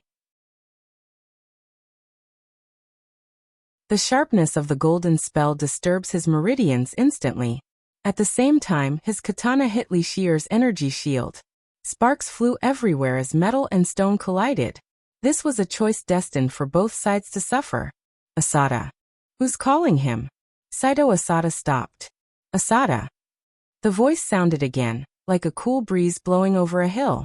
It sounded like a gentle and dignified neighbor's elder sister whom he admired when he was young. Saito Asada couldn't help but look up. Her skirt is as bright as blooming flowers. Her body contains the colors of everything in Mount Fuji, but they are not contradictory. As for her face, Saito Asada doesn't dare to look at it at all. Asada, although you are deceived by Orochi, you are devout to serve the gods. You can be the grand priest of the shrine. Those shrine attendants and Nihanese cultivators who are attacking all stop. The shadow floating in the air gives them a familiar strange feeling. It seems that the feeling of being watched grow up by a woman whose face can't be seen clearly is lingering. Saito Asada also has this feeling, or he feels it more strongly. Can he be the grand priest of the shrine? He suddenly understands who the woman in the flower dress is. Kanahana Kayaheim, the guardian goddess of the holy mountain. The divine voice he listened to in the early days has always been the voice of the monster Orochi. Saito Asada's katana falls to the ground. I don't deserve to be the grand priest. Seeing a shadow falling slowly, Lin Luoran is not very surprised. However, the arrogant Orochi under the hard soil layer suddenly becomes silent. Lin Luoran even feels that it is trembling. You didn't seem to notice my existence that day. Mortal Heart Fairy, why are you not surprised? The shadow's voice is gentle. Lin Luoran finds that she is not speaking Nihanese. Don't you also know that I am Mortal Heart? Lin Luoran doesn't lie, but she also sweats nervously from speculation to confirmation. If Chickadee's testimony wasn't false, there must have been a trace of the color of Chickadee's skirt at the time of the murder and the disappearance. Lin Luoran begins to think that everything is the doing of the Konohana Kaiaheim. However, the statue dug up in Kamaba Park is a monster with 8 heads and 8 tails. Konohana Kaiaheim naturally can't gather the power of faith for others. Then, is Orochi plotting to seize the power of faith belonging to the guardian goddess of Mount Fuji? Lin Luoran is not clear about the grudge between the two. At that time, she doesn't even know that Orochi is suppressed under Mount Fuji. However, when she enters the dream and sees the vivid Edo period, the incoherent fragments finally become a complete clue. Tokugawa Ieyasu did something when he expanded Hongu Sengen Taisha Shrine 400 years ago. He helped Orochi to seize the power of faith. More than 100 years later, his great-grandson, Tokugawa Yashimian, inherited the will of his ancestors and built a falcon hunting ground in Shibuya. He buried the statue of Orochi as a medium to absorb the negative emotions of the army as nourishment for the dark power of faith. This made Tokugawa Ieyasu have a dream inside the volcano of Mount Fuji for 400 years, and helped Orochi create the dark power of faith for 400 years. If the falcon hunting ground hadn't become a peaceful park, Orochi and the dream world wouldn't have had the idea to lure living people into the dream. Then, there wouldn't have been her trip to Neon, and the reappearance of the goddess Konohana Kaiaheim in front of her, right? However, according to the Fire Phoenix's sharp eyesight, the shadow in front of her should be just the remnant mind left by the god when she abandoned the human world. After many years of incense, she has independent thinking and performs duties on behalf of the god. She was imprisoned by Orochi in an insidious way. The latter may think that it has completely eliminated this remnant mind. However, it doesn't know that this is also a strong person. She has been hiding her strength for 400 years just to give a fatal blow when she is free. Go down the mountain as soon as possible after you go up. The volcano will erupt at any time. The shadow raises her hand, and those dying Nihanese young people are sent out of the crater. Lin Luoran is surprised. You don't blame them? The shadow shakes her head. Blame? Even gods can make mistakes, let alone these mortals. What is blame? As a shadow that has just gained independent consciousness, it can't understand the emotions of mortals. She is transformed by the remnant mind of the goddess Konohana Kaiaheim. The former has long been an indifferent god who has cut off the mortal feelings. Maybe she still knows joy, anger, sorrow, and joy for many years. However, when she left this trace of divine mind, she may only have mercy. Lin Luoran is thoughtful. She points at Tokugawa Ieyasu, who is curled up on a pile of bones under the volcano wall. He is so old that he doesn't look like a human. What about him? Do you blame him? Lin Luoran can feel that when she asks this question, Tokugawa Ieyasu, who has only one breath left, can't even feel his weak breath. He doesn't die suddenly. He is holding his breath and waiting for the answer. The shadow hesitates for a while. 400 years ago, he led people to expand the Hongu Sengen Taisha Shrine. When he changed the layout of the shrine and imprisoned me, I really didn't like him very much. I can't feel at ease when I think of his face. Is this resentment? Lin Luoran nods. The shadow sighs. But I forgive him when I see him now. Lin Luoran looks sideways. Tokugawa Ieyasu, who only has a layer of skin left, moves slightly. He even tears. Although the water vapor is instantly evaporated by the heat of the ground fire, Lin Luoran can see clearly that Tokugawa Ieyasu's tears are all gone. A group of faith light like an incandescent lamp floats to the shadow and submerges between her eyebrows. Is this the power of faith of Tokugawa Ieyasu before his death? With the huge power of faith of Tokugawa Ieyasu which turns from black to white before his death, the face of the shadow can finally be seen. This is a very amiable woman. Lin Luoran has never thought that the first goddess she sees will have single eyelids. Lin Luoran has no chance to talk to her again. Orochi finally tears off its disguise of being afraid of the shadow at this moment. Very good. One has the power of faith, and the other has Godhead. After I take over, it will be the best of both worlds. Its trembling voice is gone, leaving only complacency. The soil layer is completely cracked and Orochi's head comes out of the lava. Lin Luoran frowns. Mr. Lin and others should have evacuated from Mount Fuji, right? Then does she still need to fight desperately with Orochi? Lin Luoran is not a saint to use her personal ability to save ordinary people in Neon. She doesn't like. She hesitates and even feels it is not worth it. The lava overflows the water dome, and the volcano is erupting. Lin Luoran is hesitant to leave or fight. In this split second, she saw the woman in the dress of flowers, who did not have her own name and had just gained independent consciousness, leave behind an unusually beautiful smile, her face covered with a layer of holy and pure light. Her solidified figure is gradually collapsing, and returning to a small light spot of the power of faith. Little by little, wherever the light spot goes, the angry lava is pacified and solidified. Orochi's laughter stops abruptly. This is the most sacred light in the world, the power of faith belonging to millions of ordinary people. Lin Luoran is sent out of the crater in the water dome. The latter is full of emotions. Why do you do this? The shadow is about to disappear. Her smile is more beautiful than the dress of flowers. You will understand.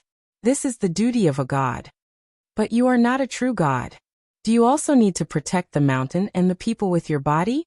Lin Luoran doesn't have the chance to ask this question. Everything has been settled. The mushroom cloud shrouds over Mount Fuji. There is no big explosion as imagined and Mount Fuji does not collapse. If it were not for the rising volcanic ash, no one could imagine what happened a moment ago. The last remnant god of Nippon perished together with Yamada no Orochi.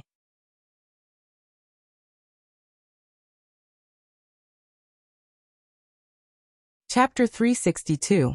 At the beginning of July, Luodong finishes his last exam, and the summer vacation comes as scheduled.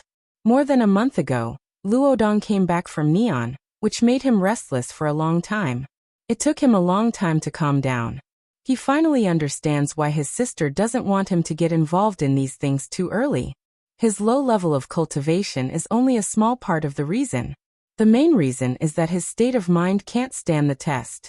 For example, after he came back from Neon, he heard his classmates talking about Mount Fuji during the evening class. It was like a silent movie. They only saw the volcanic ash but didn't hear the sound of eruption. It was so strange. Could he tell them that it was because the goddess guarding Mount Fuji chose to perish together with Orochi that the disaster was stopped? For example, he heard his classmates talking about the blurry pictures taken by Neon satellite surveillance to prove the miracle of the goddess of Mount Fuji. Can he tell them that some of the blurry pictures are even his sister? Speaking of which, he even made a deal with the goddess of Mount Fuji. These unspeakable secrets make Luodong suffer. Not only does it affect his studies, but it also affects his state of mind when it comes to cultivation. After the last exam, Luodong waits for Huang Weijian and Wei Shui. The three of them are waiting for Ma Ming and Fatty from his school. Luodong really wants to fly back to our city to see if Lin Luoran is still angry. However, he has to take care of Wei Shui. The four of them have decided to take the train back to our city. In 2018, the rise in prices slowed down and finally stopped at a level that ordinary people loved and hated. For example, a special ticket from the capital to our city costs 2,000 yuan, including the cost of the plane and fuel.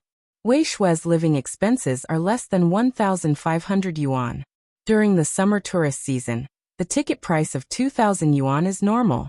It is indeed too expensive for Wei Shui to fly back to our city. Wei Shui unpacks her luggage from the dormitory. The fatty is already driving the flashy little car. To their surprise, there is a girl with exquisite makeup on the passenger seat. She is holding the fatty's arm to show her sovereignty. Could this be little fatty's girlfriend? Even Huang Weijian, who is usually quiet, is shocked. The fatty is too good at hiding. He suddenly has a girlfriend and wants to take her home for the summer vacation. They can't get used to it. Huang Weijian looks at the little car. There are only 2 seats left. How can they sit?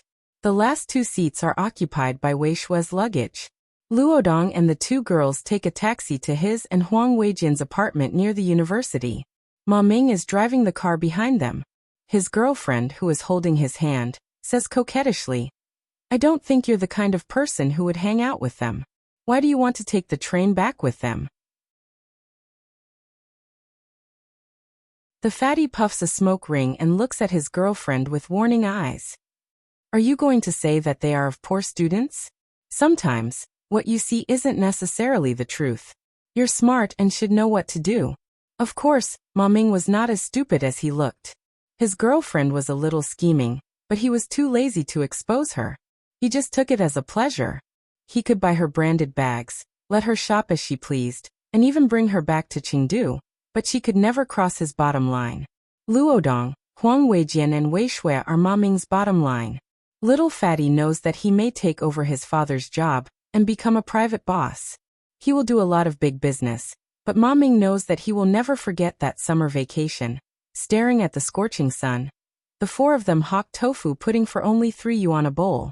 That summer vacation, each of them earned more than 10,000 yuan, but Ma Ming didn't care about it. What he cared about was that it was the first time he had earned money, and the first time someone treated him as a real friend.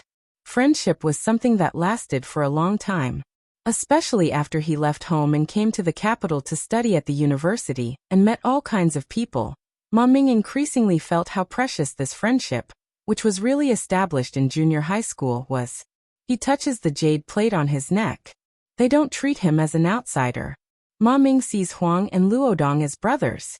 When they arrive at Luodong's apartment, Ma Ming's girlfriend finally stops looking down on them when she sees the apartment, which is too luxurious for students. After packing their luggage, Ma Ming leaves his car in the underground parking lot of the apartment. The 5 of them go to the train station together. When the stuffy atmosphere on the bus dissipates, the young people finally have the energy to chat. "Hey, do you think my sister has forgiven us?" Luodong pokes Huang's arm. Huang rolls his eyes and says in a muffled voice, "I don't know." In fact, he feels guilty too. If he had known that Lin Luoran would be so angry, he wouldn't have taken Luodong to Neon secretly. Curiosity kills. Tongya, Ma Ming's girlfriend, is curious. "Is your sister powerful? Why do you seem to be afraid of her?" Luodong is stunned. "Who says they are afraid of Lin?" Wei Shui laughs. "That's why we care about our image in Lin Luoran's heart. In the end, did she ask you two to make trouble?" Wei Shui couldn't help but gloat at the thought of how the 2 of them had left Chui Wanlu with her, and how she had spent those frustrating days. Tongya wants to ask what kind of trouble they made, but it's the first time she meets the 3 men. She will not do such a reckless thing after adjusting her attitude.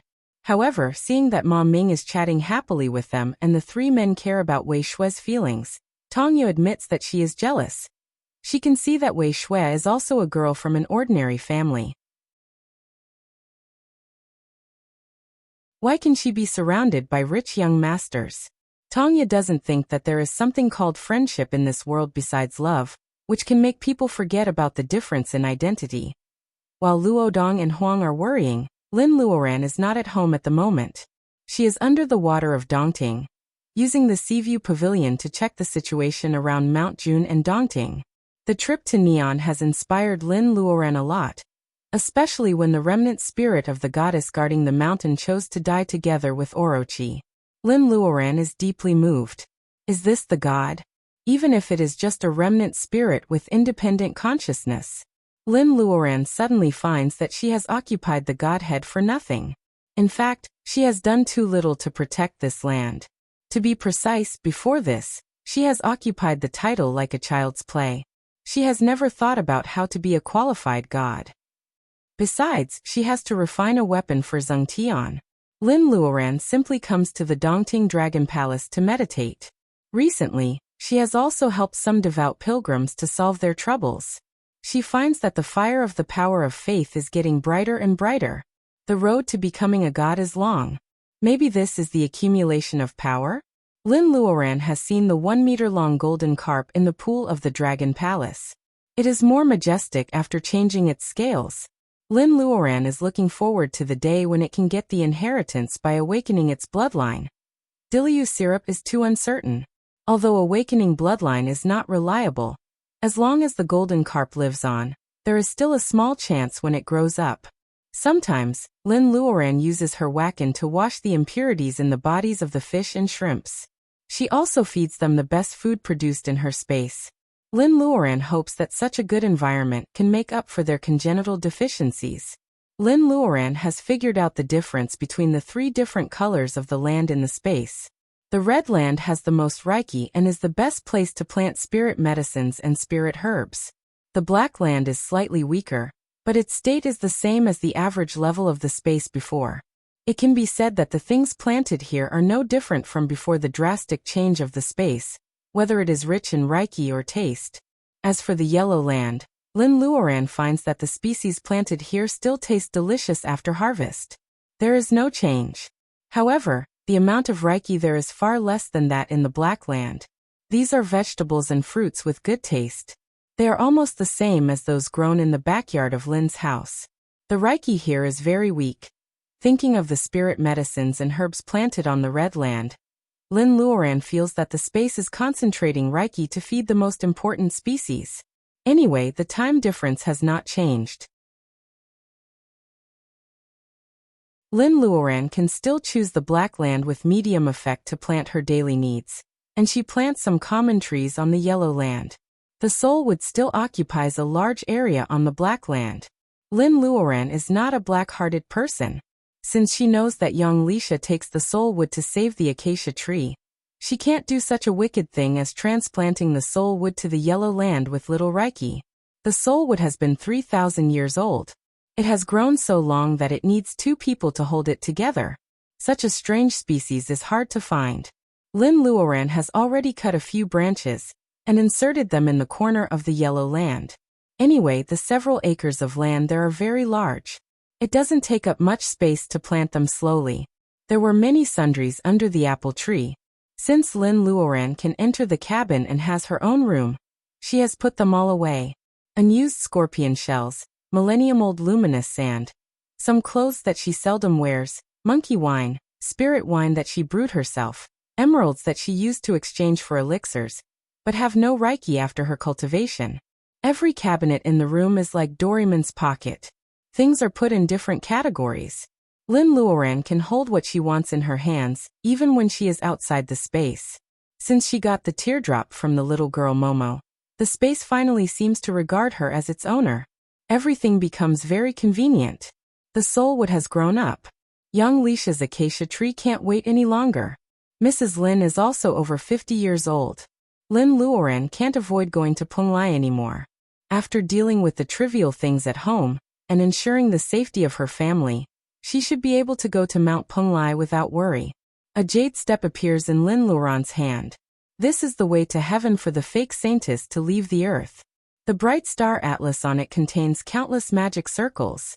The crazy Taoist said that only people in the bearing essence period can understand the star atlas behind the first step. If Lin Luoran wants to really refine weapons, it is not enough to rely on the introduction of sword and simple defense magic circles. She has to combine the understanding of the star atlas to figure out her own magic circle. Only by mastering the essence can she cooperate with the 5 elements and change the effect of the magic circle at will. This road may be long, but Lin Luoran has to take the first step.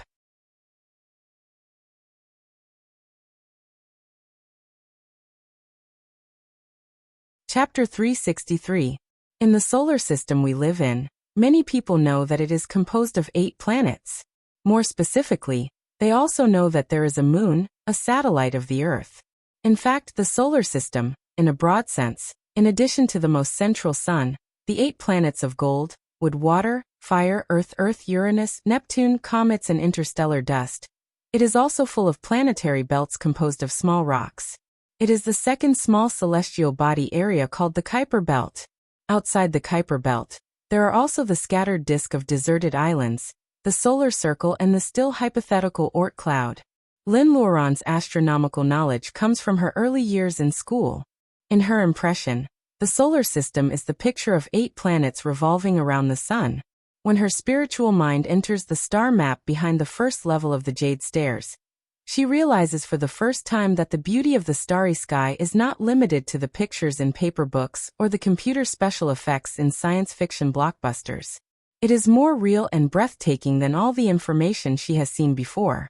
Every rotation of a star is full of spirituality. The sun's flame is constantly changing, the cold rocky planet belt, and the comet with a long tail. Even the existence of the interstellar dust contained an indescribable meaning in this harmonious picture. Lin Luoran can pull a planet closer with her mind. At the right distance, she can even see the mountains and waters, craters of different sizes, plains, rift valleys and basins on the Earth.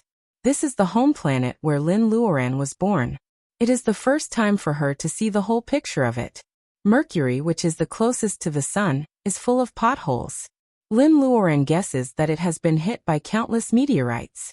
It is also the first time for her to know that there is no liquid water on Mercury. The side close to the sun has a temperature of 400 degrees Celsius. Even lead and tin can melt, let alone water. Mercury is also very small, smaller than the 3rd and 6th satellites of Jupiter. Lin Luoran thinks of the legend of Chang, flying to the moon in Wuxia. She also pulls the moon closer to take a closer look. It is full of gravel and craters of different sizes. She doesn't even find a rabbit hair. Why do stars rotate in such a trajectory? Is it because of the mass, distance and gravity mentioned by scientific and technological civilizations? Or is it because the stars themselves contain a kind of power? Like the arrow of light she accidentally touched. Lin Luoran can feel that she has touched the power of the sun when she shoots the arrow. Just like the special celestial phenomenon over the delta on the night when Bermuda's secret land was opened. She also saw with her own eyes that in the Tower of Babel, the Babylonian high priest used the power of stars to control the fake saintess and the ancestor of the monsters of wood. Weren't these 2 mighty figures also as insignificant as dust particles in front of the stars? There was also the Emperor Molasses, that would be sprinkled every 60 years along with the moonlight. It could make plants and beasts gain intelligence. Was it also because it absorbed some of the moon's power that it had such an effect? In front of Lin Luoran is a magic circle. If these celestial bodies are connected by lines, then the celestial bodies will be the nodes of the magic circle, and their trajectories will be the connecting lines of the nodes. Some of the celestial bodies in the solar system became large planets, and some became satellites surrounding the planets. There are also 8 planets in the solar system. Why does the Earth have intelligent species, while Mars is a desert planet with sand dunes and gravel everywhere? There is no stable liquid water. Every year, dust storms often occur. There is water ice and dry ice at both poles, which melt with the seasons. Earth scientists all think that Mars is the most suitable place for human habitation except the Earth in the solar system. Why didn't humans breed on Mars? Except for the influence of objective conditions, does it have nothing to do with its position in the solar system and its orbit? They are in different places, so even if the conditions are similar, they are doomed to not become the same planet. It was just like the path of array formations. Defensive and offensive array formations of the same type differed from each other in their nodes. If the node's position is changed, it will have a completely different effect. Is it because the node's position is changed that it can no longer find the corresponding star? Or could it be that by changing the position of the node and making it correspond to another star, the effect would be changed? Lin Luoran exits the star atlas and ponders for a long time. Then she starts to deduce on the ground with the jade as a chess piece. The dragon palace is quiet. No one disturbs her. She is not lonely because the fish and shrimps in the pool are her companions. Lin Luoran feels that although she has set up magic circles several times, she actually hasn't touched the door of the magic circle yet. She is back to the hard fighting period when she has a mountain of treasures, but no master to guide her. She deduces and simulates countless times. She places the prototype of the magic circle on the ground, and describes the few magic circles she knows from the bright sword, and the protective jade pendant over and over again in her mind. Although it is a little pitiful, Lin Luoran enjoys it. She always knows that she is like weeds that can't be trampled to death. Her talent is not outstanding. Whether it is in the past or in personal ability enhancement, if she wants to stand out, she must rely on tenacity and hard work. She is not afraid of the goal that is too far away. What she is afraid of is that she can't find the goal that she can work hard for. This is the case for personal ability enhancement, going to Penglai, and learning magic circles. Lin Luoran doesn't feel bored at all. Compared with ordinary cultivators, she has gained too much. Sweat and energy are the price of balance of the law of nature. That it is bustling outside Mount June. Two nervous teenagers go home empty-handed. They come to Mount June. They don't know that Lin Luoran is obsessed with the star atlas. They wander around Mount June. They still can't find a way to enter. In order to coax Wei Shui, Lin Luodong and Huang Weijian have promised in private that they will take Wei Shui to the Dragon Palace after they coax Lin Luo, the grandaunt of the Lin family. Lin Luodong and Huang Weijian have never been there. How can the two teenagers not be curious? Fatty Ma Ming scratches his ears and cheeks anxiously after knowing the news. His heart almost flies to the bottom of Dongting Lake. However, Tongya is like an octopus. Wherever Ma Ming is, Tongya must be there. It makes Ma Ming doubt whether it is the worst decision to have a girlfriend. However, seeing that his three friends can't contact Lin Luo, Ma Ming's mind is balanced. The five of them play in Mount June. Seeing that the water quality of Dongting water is now good and the air is fresh, they all want to play here. In Dongting, the Lin family occupies the best location. Except for high-rise apartments, most of the land has been built into vacation villas. Zheng Tian acts like a nouveau riche. He can't wait to build a gorgeous palace for his grandmaster beside Dongting Lake. Knowing that Lin Luo is not a flamboyant person, Zheng Tian takes a step back. He chooses some of the best locations and keeps some houses. He neither rents nor sells them. He accumulates them for the Lin family. When Huang Weijian arrives in Dongting, he knows that he also has a big villa under his name. The Lin family has never treated him as an outsider. Huang Weijian knows this very well. However, isn't Zheng Tian too generous? Ma Ming hears that the two-story house on Mount June Island, which is more expensive than the villas in the capital of Shanghai, belongs to Huang Weijian. His eyes are green with jealousy. No, I have to live in your new house. You are so corrupt. Is it corrupt? Huang Weijian checks his account. The money from selling wild ginseng is not enough to cover the high consumption in the capital. Like Lin Luodong, he lives in a mansion and is poor, just like Lin Luodong. Although he doesn't know how much money his family has, he is too embarrassed to ask for it. In contrast, Ma Ming, who is generous on their way to Dongting, is really corrupt. The few of them fooled around and settled down in the small villa.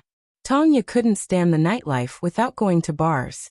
Wei Shui, who had been very sensible since she was a child, felt happy that she didn't have to work and study during the summer vacation. It was rare that she didn't have a part-time job. The five of them play in Dongting for a week. Wei Shui's family has called to urge him to go back. This night, Lin Luodong finally receives Lin Luoran's call. When did you get here? A breeze blows over and wakes up Luodong and Huang's drowsiness. Is it Lin Luoran's voice? Sister suddenly comes out? Of course, Lin Luoran doesn't come out. She is still in the Dragon Palace. What wakes her up from the intoxicated state of Star Atlas is not that Lin Luodong and others have been wandering around Dongting Lake these days. It is that the fly Apsara's painted sculpture in Lin Luoran's Ocean of Consciousness is abnormal. She actually has the first believer who can directly contact the painted sculpture in the Ocean of Consciousness. However, sensing the despair coming from the light of faith, this unknown devout believer of hers seemed to be in big trouble. Lin Luoran is at the critical stage of deduction.